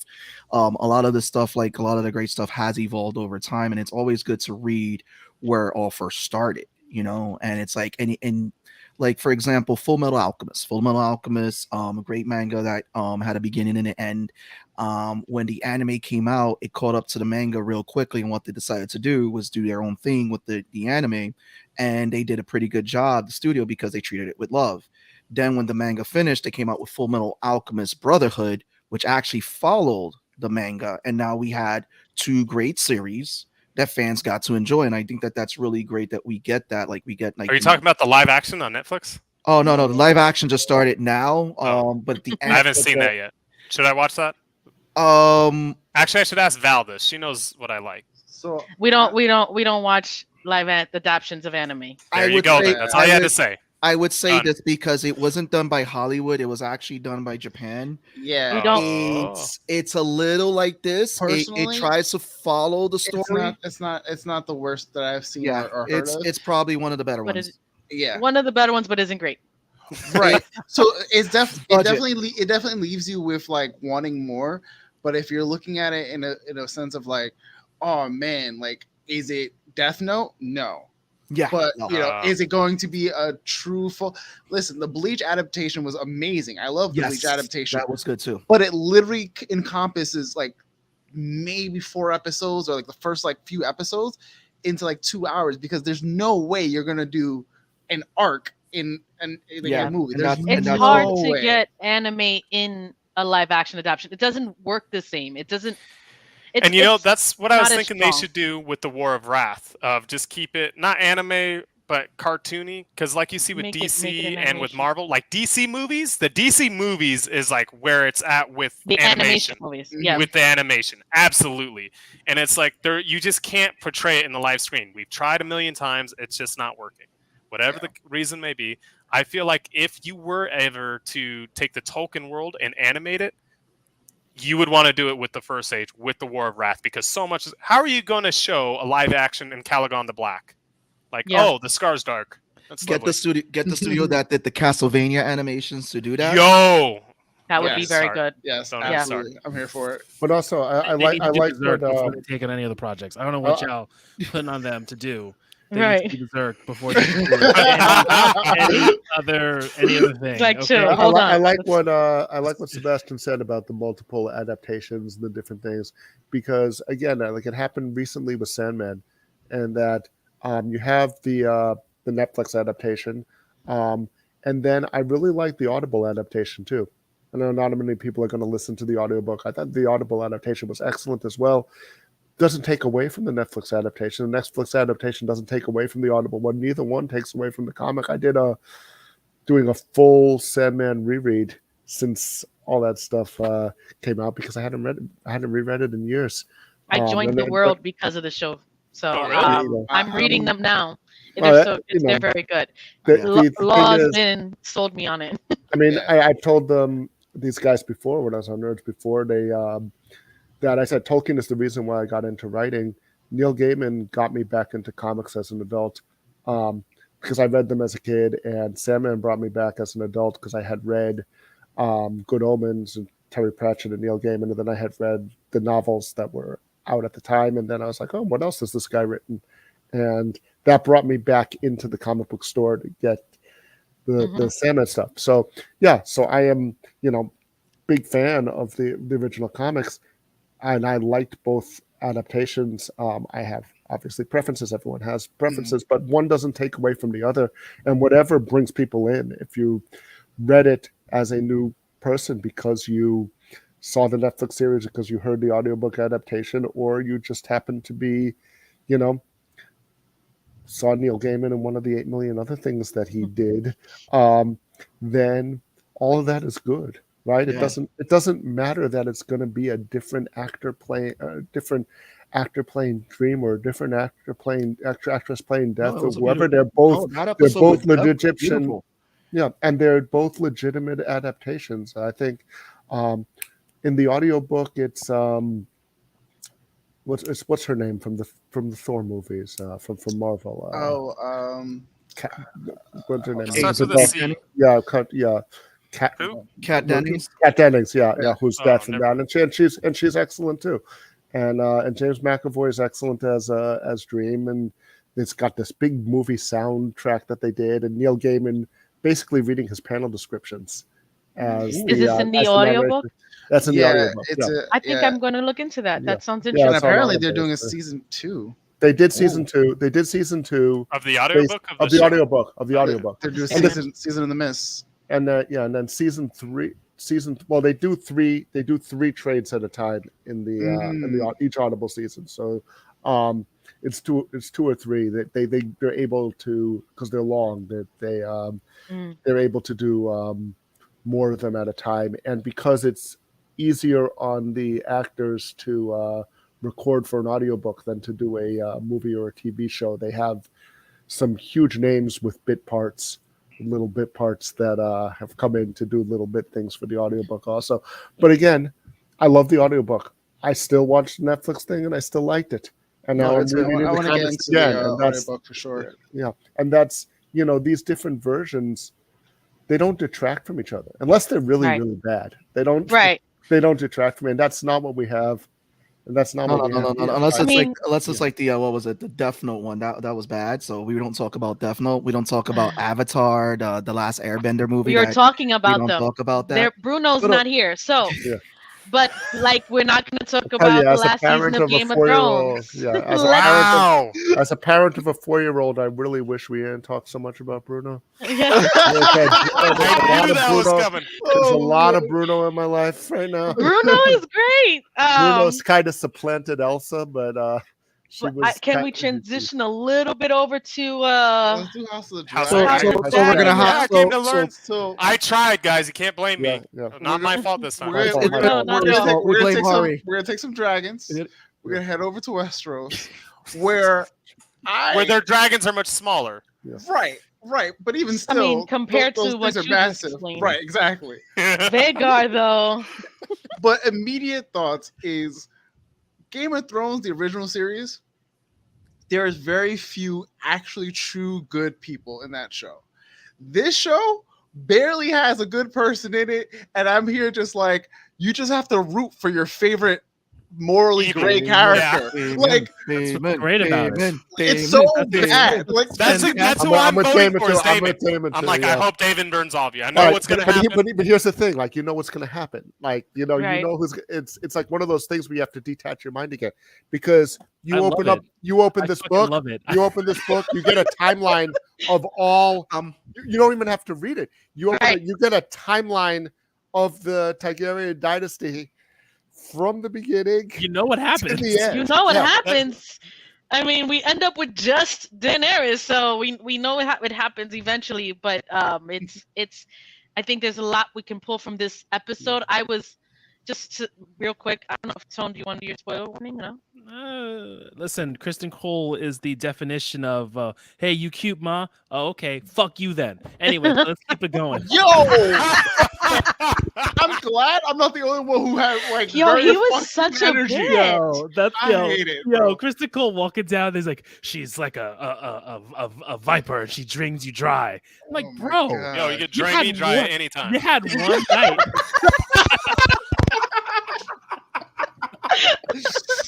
Oh, sorry, we're live, aren't we? You're fine. I'm like, bro, it was one night, man. You still on this for 10 years, my guy? Like, yo, come on, for real. Dude. Like, you know, yo, like, it was that good though. And he had a good setup. I And won't he's be a still whore mad. then. Yeah, I would have. Okay, done. Say less. Sign me up. Everyone else. Hey, I'll have my lawyer call your lawyer. Yep. Everyone else was like, "Yeah, I'll do the job, but just do whatever. I'll be the side piece. I don't got to do any of this nonsense." He's The like, "No." arrangement was set. No, he wasn't with it. He let his honor get in the way. And then Alicent, I'm over her. First I of all, told you, Alicent isn't innocent. I know she's not innocent. I know she has but you've reason. been on that since that since episode Since 1. day one, where I was like, absolutely. She didn't So stick that dagger in until she got a dagger. So there's all right. Okay, go ahead. Let me first say, this version of Alicent is almost like punchable. Like I don't know what the time skip did, but I'm just like, do you want to know why? Do you want to know? Why? I'm gonna tell you right now. Olivia Cook had made a mention that they told her to act like a woman for Trump. Wow. Oh God! Do you see it? Don't you get it? No! Like, why do I hate her so much? Like the way she was when she sees she's Aegon. doing a good job acting. Like after Aegon is jacking off on the fucking window, and then she completely bypasses that and is just like, why don't you want to fucking roll? Like this is like it's a whole thing. Yeah, they told her. It's like to the point that you almost want Cersei to punch her. Like I want Cersei to just be like, wow. Like I'd be there for it. Well, it's also you have to do with the fact too is that Alicent, well, yes, she's doing this route. She is going to this like no one believes me that these kids are bastards. I know that they're bastards. How do you not know they're bastards? These are but she knows that they know and that they're willfully ignorant, right? Yeah. She she's smart enough. She knows what she's like. I'm taking crazy pills because I know because she wants her knows. kids on the throne. She didn't care about it until her dad got like pushed out or like she didn't care about a goddamn thing until her dad got like into that's what I'm saying. She says it at the end. She says it at the end, right? It said he won't, do you think your dad would be impartial? And she's like, no, but he'd be taking my side. He said, at least he'd be taking my that was right at the end. My thing is with her is what I don't understand is why is she so offended at the fact that Rhaenyra didn't tell the truth when she lost her virginity? Who the hell cares? Why are you that doesn't make a show, Val. Well, technically, yes, because she sided with Rhaenyra was the reason why Otto got fired. Yeah. But here's the thing, though. Rhaenyra technically did. Rhaenyra didn't technically Oh, lie that's to a her good because she asked if Rhaenyra slept with her uncle, and That's she said no, which she Right. didn't. That's what I was, because when Kristen, when he like confessed, I was like, me and my wife were both sitting there like, oh yeah, see, you're good. No, you're not good. Okay. We going through some emotions right now. That's Yeah. fine. It's messy. And Also, the freaking thing, the nugget in Littlefinger her part head. 2? Can we talk about Littlefinger but part she also 2? have the nugget in Allison's head too that Otto put in was that Rhaenyra was going to kill your kids, which I don't think Yes. was going to happen. I don't think that's her intention, I but don't think Rhaenyra was ever. She just wanted to make sure that she was a queen and then her son became king, and that was it. She wasn't gonna, try I to do think that. the gesture to marry her son to Allison's daughter was a smart play, Mm-hmm. and it would have worked. And this girl's so hung up on her vengefulness. I don't see. Obviously, wouldn't make the show, right? No, But but then they don't have a claim. See, and then it's what it does is it undercuts her claim then, because he's not the heir. This way, as the firstborn male son of the king, when the king dies, he can press his claim, especially since she's leaving, and he would win it. And well, we'll see. I'm not gonna. Well, I know Not what's gonna- going to happen. yeah. I know, I read it, but what I'm Yeah. saying is, in this world, if it goes the way that everybody expects it, he has a stronger could. chance because he's a male. He would be he would be the You know, he would be the favorite in Just that like war. the Without dad. going Yeah. to war, without going to Yeah. anything, he would have been able to claim the throne had he waited to name Rhaenyra. It wouldn't have been an issue if that was the case. Mm. But the fact that they contested, obviously, it changes the whole thing. I also, as someone who didn't read the books, did not see like later on Daemon marrying homegirl, having kids. Like I was like, Daemon's gonna go and be the side piece just because he can and give her bastards. And then it was not the case. And I was like, no, it's legitimate. It's legitimate with twins. Straight up like, wow. Okay. This is not what I expected. But also I would like to say on the record, fuck Larys. He is oof. The fact, first of all, one of my favorite characters was Strong, the Hand of the King. The fact that he's silly mistake. Right, that was my first mistake. Right, not liking any of my favorite characters. They all died. Yeah. I don't know why you have a favorite character. It's like, well, you're right. You're we right. should That know was my better by first now. You're right. He got first hand of the Silly barbecue. me. That's But this it. Oh my homeboy. God. So we all know Harrenhal is cursed, right? Anybody who holds the House of Harrenhal doesn't last very long, which is why we never see the strong family line in the House of Dragon and Game of Thrones. With that said, Larys being the actual tool to kill them all, I'm just, they don't explain in the book how they die. Like they know, they don't explain what like the mechanism behind it, and Lord Larys, setting I it gotta all get up. going, guys. I'm sorry, it's getting late. all right, no No doubt. worries. Right. Have a good night. Thanks, Thank you Jack. for joining. That just threw me off. They don't explain in the book like Lord Larys being behind the deaths of his father and his brother. In the fact that they included that in the show was very interesting. Made me despise this character even more. So good though. So good. The fact that he was like, he basically said like, oh, you didn't need to tell me. Like he basically said, I'm going to tell you what happened, but because you didn't have part of it, you can play ignorant, and like that's ultimately the best manipulation, and I hate it because she's just there like, oh shit, because I kind of wanted that anyways, but I didn't want it like this. And she's like, I can make it happen for you, queen. Don't you worry. The craziest thing for me was the fact that when he was setting up for his brother and his father to be killed, and how he cut out all those guys' tongues so that this way they wouldn't you rat gotta him make sure they out. don't talk. That was just very gangster right there. I was like, holy shit. He was that like, is the listen, most- you want some freedom for some. This dude is wild smart, and I hate it. I hate him. He's a good villain. Like he's gonna be the good villain, and I hate that he's gonna be the good villain. Right. I agree. Also, too, for those who are joining, we're jumping into Game of Thrones. Earlier, we had Jack Harmon on talk about Lord of the Rings. Also, we have A.A.Rubin, who has his new book out. So make sure you guys are checking that out in the description. Darkness Peering. We have it in the description. Into the darkness peering. Yeah. Into the darkness. Into that darkness peering. All right. Awesome. But check it out, guys. It's there. It's available on Amazon now. The link is in the description. But yeah, I mean, it's a Game of Thrones. I'm liking this series. This had a lot of power play. You could see that Rhaenyra was actually trying to make the peace. She did the peace offering, and she saw the writing on the wall and was like, "Yeah, we just gotta leave." And so you see It her. felt very like she's leaving because she doesn't have anybody aside from her father. Yeah, Right. and the minute that her daddy dies, it's like everybody is going to be coming after her, and she sees that writing on the wall, and she knows that she needed to get the queen on her side, but the queen, even when the queen just was just told that, you know what, it's Viserys, right? Am I saying it? Viserys, what he just did to his daddy and his brothers, like she was in disbelief of that, but it's like, what the fuck you think was gonna happen? But the other thing, I mean, like in the intervening 10 years, she goes from being really naive to, and this time now she understands how things work. Really like work. she's not going to show up with a dragon and, bully her way into, getting her way. But you can also see in this episode that maybe her father made the right decision.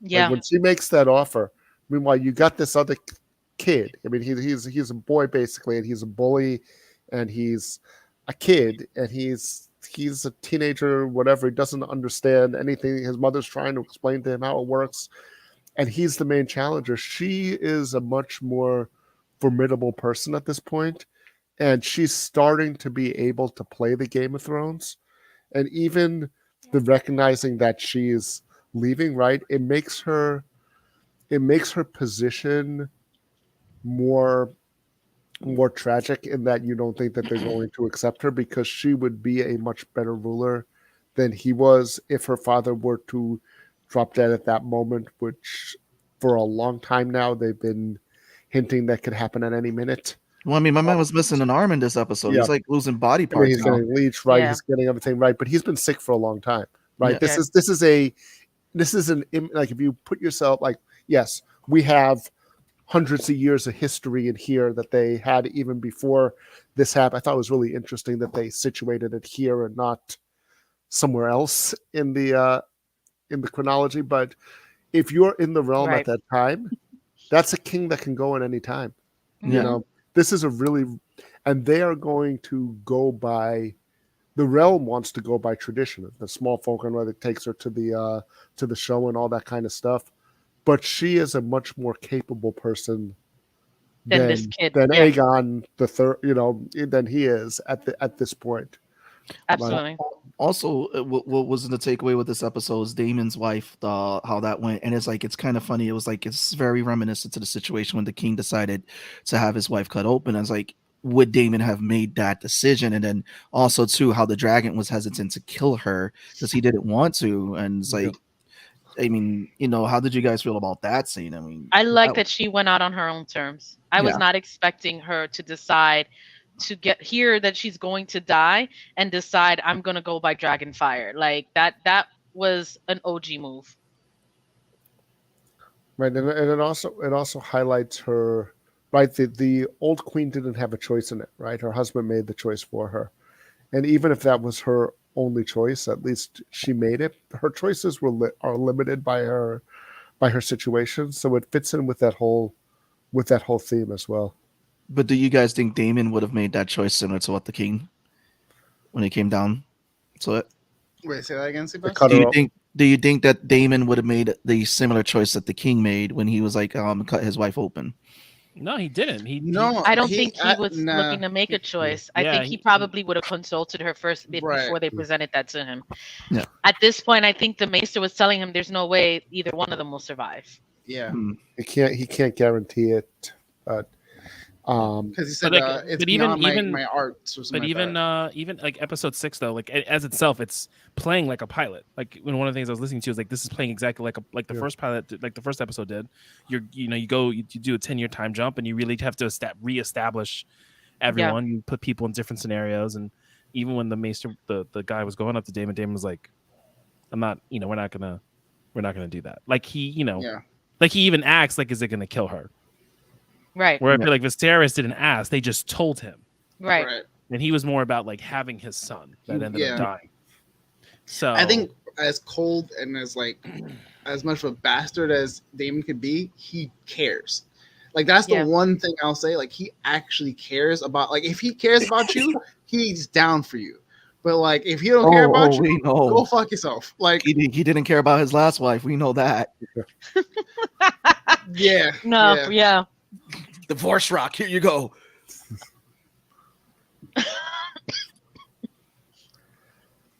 He's also supposed to be like the next. I mean, you know, they all see him as the next Maegor, but he's more complex than Maegor was. Yeah. They're just assuming. I don't think he's that. That's what Otto. That's not what Otto wanted. I think it was implanted when he put him in with the whole scenario that happened with the gold cloaks and so forth. So it's like he's a more complex character. He's also doesn't really voice a lot of what he's thinking. We make assumptions because we don't hear him speak as often. So he's such an interesting, the way it's built up. I'm not like, I don't know. It's just he's such a good character. And he's one of my favorites in the show right now, even though I know how he's going to go. But it's good to see this character build into and where he ends up being in that I know he's expected to go. So it's going to be good. I'm so mad that I liked Kristen Cole for like 2 seconds. Like I really was like, oh my dude. And then it was like, foolish.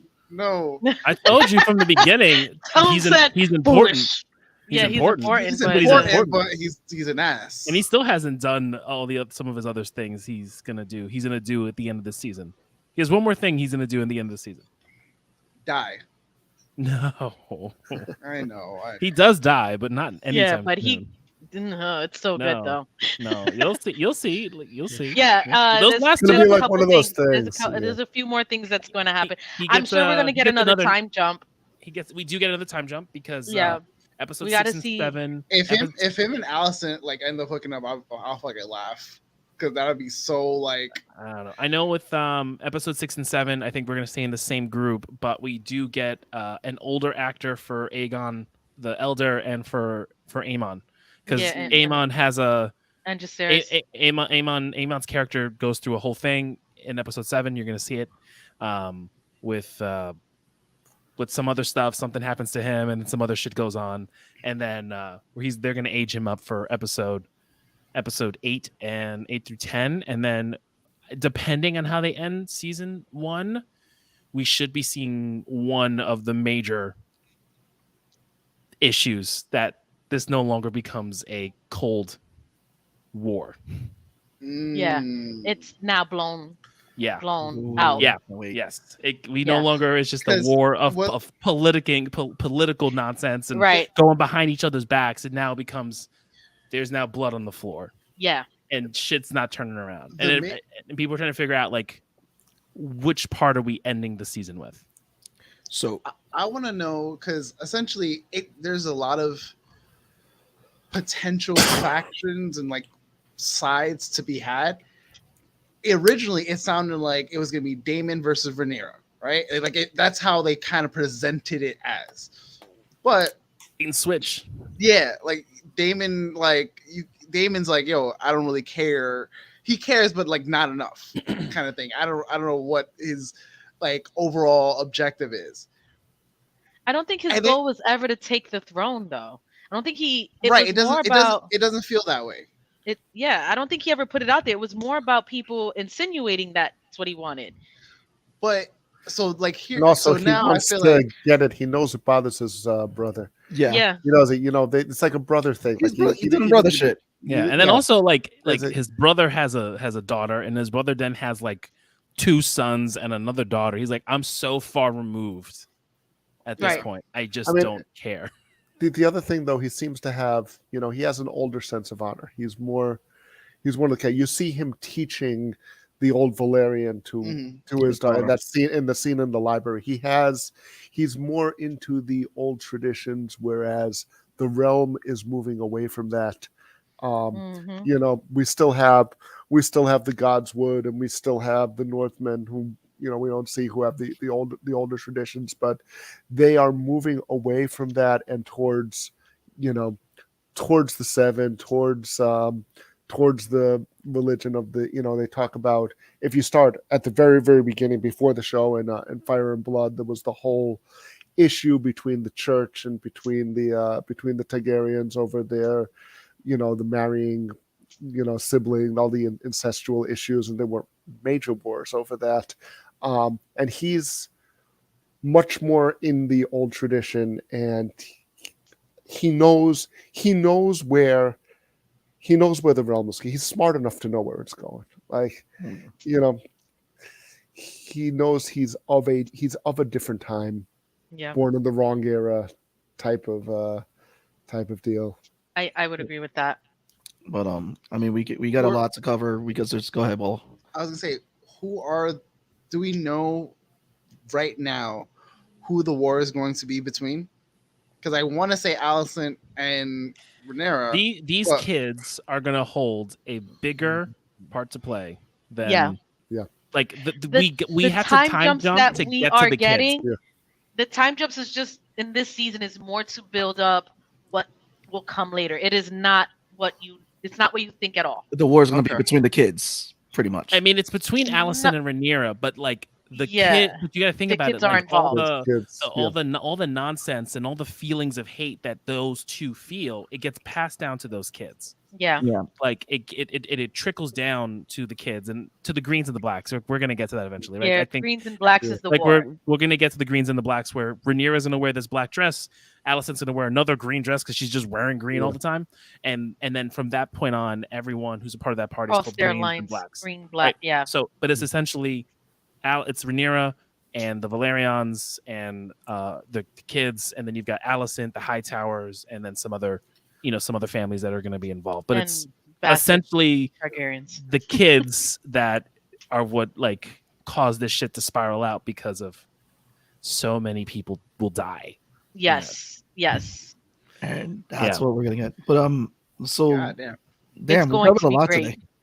We covered a lot today. This has been a great episode. Ari, I want to thank you for coming on again. Yes. Thank you for having me. And everything. It's always good to have you again. I want to wish you good luck with the book, guys. Check it out in the description. I mean, I'll give you a way to plug it one more time right at the end of the show. Come on. Wait. Why is it not playing it? Give you the solo. So plug away, Ari, that book. Okay, so we got the proof copy. It's Into That Darkness Peering by myself, A.A.Rubin, and Marika Brousianou. 32 gothic horror poems and microfictions written by me, fully illustrated by Marika in this style.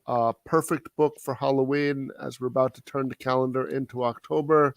Available on Amazon in paperback, ebook, and Kindle Unlimited. Check it out. I love the way it came out. And brand new paperback just came out today. Ebook came out yesterday, so you can be among the first to get it. Nice, awesome. I love the artwork.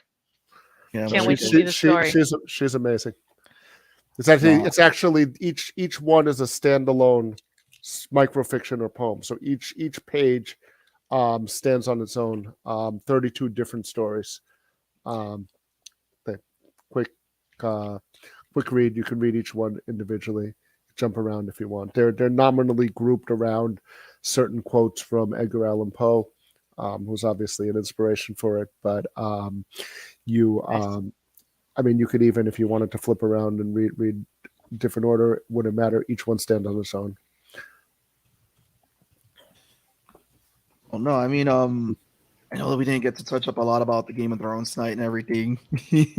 Were there any final thoughts that you guys have on the show going on right now before we do? Well, because we still got that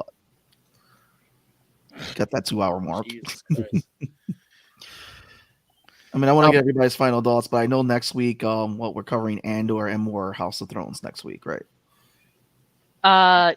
Next week's we're definitely going to cover the 3 episodes of Andor, and we're definitely going to touch base on the next episode of House of Thrones. You got me saying your silliness. House of Dragon. It will be next week's episode. We'll revisit Lords of the Rings of Power the following week, and we also have quite a few other things coming up. So stay tuned to that. And then what was it? Next week we have Lori coming back on the show, and Johnny C is returning. Hey, good old Johnny C. That's gonna be fun. So talking Andor and House of Dragons with them, especially with Lori with a new Kickstarter that's come out. She's gonna give a small plug on it, and they're both zombie comic creators. So First of all, I love Lori. She's amazing. it's gonna be a loud house with Johnny and Lori coming on. And if you guys are just tuned in, make sure you go back and watch. We were supposed to cover Rings of Power, but we got a major education in Lords of the Ring lore, which is awesome. I'm here for it. We did kind of cover it, and then we went into Tolkien World, which was so informative, and I needed it. It's one of those nuggets that you want. It's great to go off the rails that way when you're getting those really huge. It wasn't even a nugget; it was a meteorite. I'm happy with that. I'm actually gonna go into once I read through some of my current read-throughs, Tolkien will probably be the next thing I kind of probably will invest my time in. I've never read the books, so I'm looking forward to it. And hopefully you like them as much as we do. Yeah, I think I will. I probably won't memorize the names and the language like you guys do. I don't know nearly as much. That probably comes with more time invested in it. But it was definitely education, and I love hearing you guys talk about it. I'm usually the one geeking out about stuff I've read, so it's nice to get it from other people. It was so good. Oh man, I could be there all day. Mm-hmm. Well, I think that's one of the great takeaways with this episode. It's just like I said, it's one of those meteorite episodes that you really want with that knowledge. And I was like, oh, I did. Like I said, you're sitting at the dinner table. You know it's a great you know it's great food when everyone is silent, and that's what it was. Yep, dinner table episode. Yeah, so we'll get more House of Dragons. So I mean, anybody's final thoughts on that before we go off the air on the House of Dragons? I had one thing. Actually, bringing the two together is that the book, and I keep forgetting the name, Fire and Blood. Fire and Blood is the name of the book, right? The book is like one of the original novels. So it's similar to Rings of Power in that it's not as, the source material isn't as fleshed out, and there's more room for them to develop characters, to add things, right? It's nominally written as a history by the Meisters who were there and all that. So this is the most accurate version of this that we have, whatever. So it does give them more leeway. Similar to what we were talking about earlier with Rings of Power, and I do enjoy that because it's as someone who is invested in the source material for both shows, it lets me detach a little bit more when there's kind of a looser framework and enjoy the show more than I did like I said, I eventually stopped watching Game of Thrones because I didn't want it to pass where I was at in the books. And because, first of all, this is already written and we know where it's going, but also because this is like many, many hundreds of more years than we've covered in Game of Thrones in the same amount as just one of the novels, two of which occur at the same time frame, overlapping time frames, the last two. That it does give them that more wiggle room, which lets me enjoy the show as a show more than previous iterations of this world. I feel like it fleshes out the book a lot more as well, because it gives us so much more in between that we don't read. Yeah, like Daemon being responsible for his wife's death, or Lord Varys being responsible for his father and mother's death. I mean, things that doesn't get told is the secret. It kind of gives us a peek behind the actual curtain, in a sense, based on what we were told in the books or the history. You know what I mean? So it's definitely, I love the storytelling behind this particular series compared to where Game of Thrones was, especially the first few seasons, was very book driven. We also have the contrast, right, between the world of honor and duty, and even the conflicting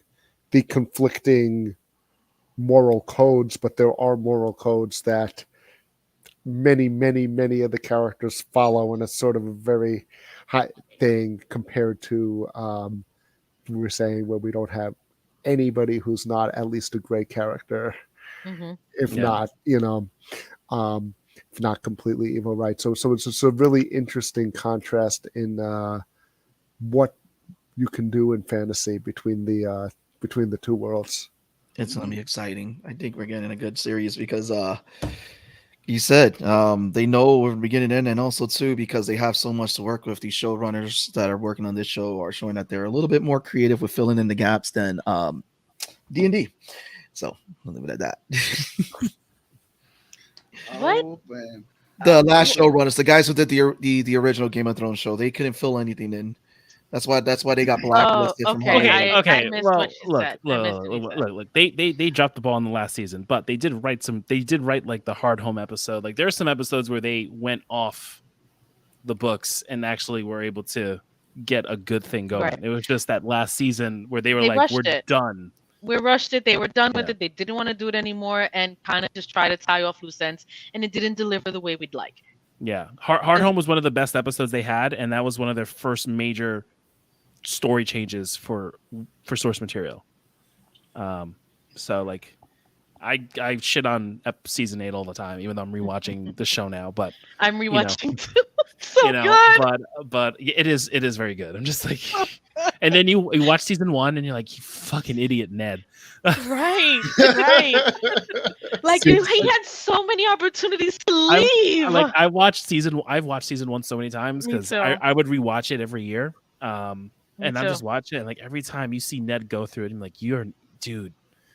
See, but Ned should be living in Middle Earth. Like he doesn't. He did live in Middle Earth. He died. He got corrupted. Right. Yeah. But it's like what we're saying, that there's always, like, they have this in Shakespeare all the time, right? So the Henry plays in Shakespeare are based on the same period in history that George R.R. Martin is nominally based on this, and you have. And not just in those plays, but in many, many, many Shakespearean works, you have the conflict between the character, the honorable character who has this medieval chivalric view of honor, and the new Machiavellian character who often presents as a villain. You have Iago or Cassius or Worcester or any of them. There's a million of them. And the honorable character, and it's always, the answer is always a synthesis, right? You get the character, the king has to be able to balance the two in order to be the legitimate ruler. And, you always have a Ned Stark type of character in a story like that. Someone who represents the old ways, who's not going to make it, who would have made it if it was however many years earlier, Right. and they still believe that kind of thing, but who's a vestige of the previous time. And that's, I thought that's an interesting type of character. And you always cast Sean Bean as those characters. Always that character, which right every single time, right? It was in Equilibrium. It was in Lords of the Rings, the Game of Thrones. It's like, what else can I add to my resume where I die off as that character? Sean Bean. And you live on as a meme, telling people you don't just you achieve immortality as a meme after you get your head chopped off, or get full up with orc arrows or whatever, whatever version of done and over. Yeah. But yeah, no, guys, this has been an awesome show. We oh man, we need that Lord of the Rings hour. That's it. We just need a whole hours of just like lore and just I'm here. I'm heavy. It's dude. I just feel like it's dinner. I want like at least once a season of shows like this for like we have guests who just like give us the lore and we're just there like this. If I'm here for it. Sign me up. We gotta have that in person too with some beers in this dope bar that I know in the area, where it has this dope bartender. It's called Tony's Bar. It's right there, right behind Mac and Tony, right there. Love you, Tony. But no, we're looking forward to seeing you at Creative After Con, guys. Creative After Con is going to happen at New York City Comic Con on Friday at Twins Pub at 8 p.m. So make sure you're there if you want to network, meet some creators. Ari, I'm looking forward to seeing you there. Maybe all the nerds will drop by, maybe half of us, maybe all of us, who knows, get some drinks, get some beer, and talk nerdy stuff. Sounds like a plan. Love it. So this has been your boy Sebastian. Being boy law. Boy Tone from across the hall. With Of course, last but not least, Vmac. See you guys next week. take it easy, guys. Next week. Here we go. Later. 3, 2,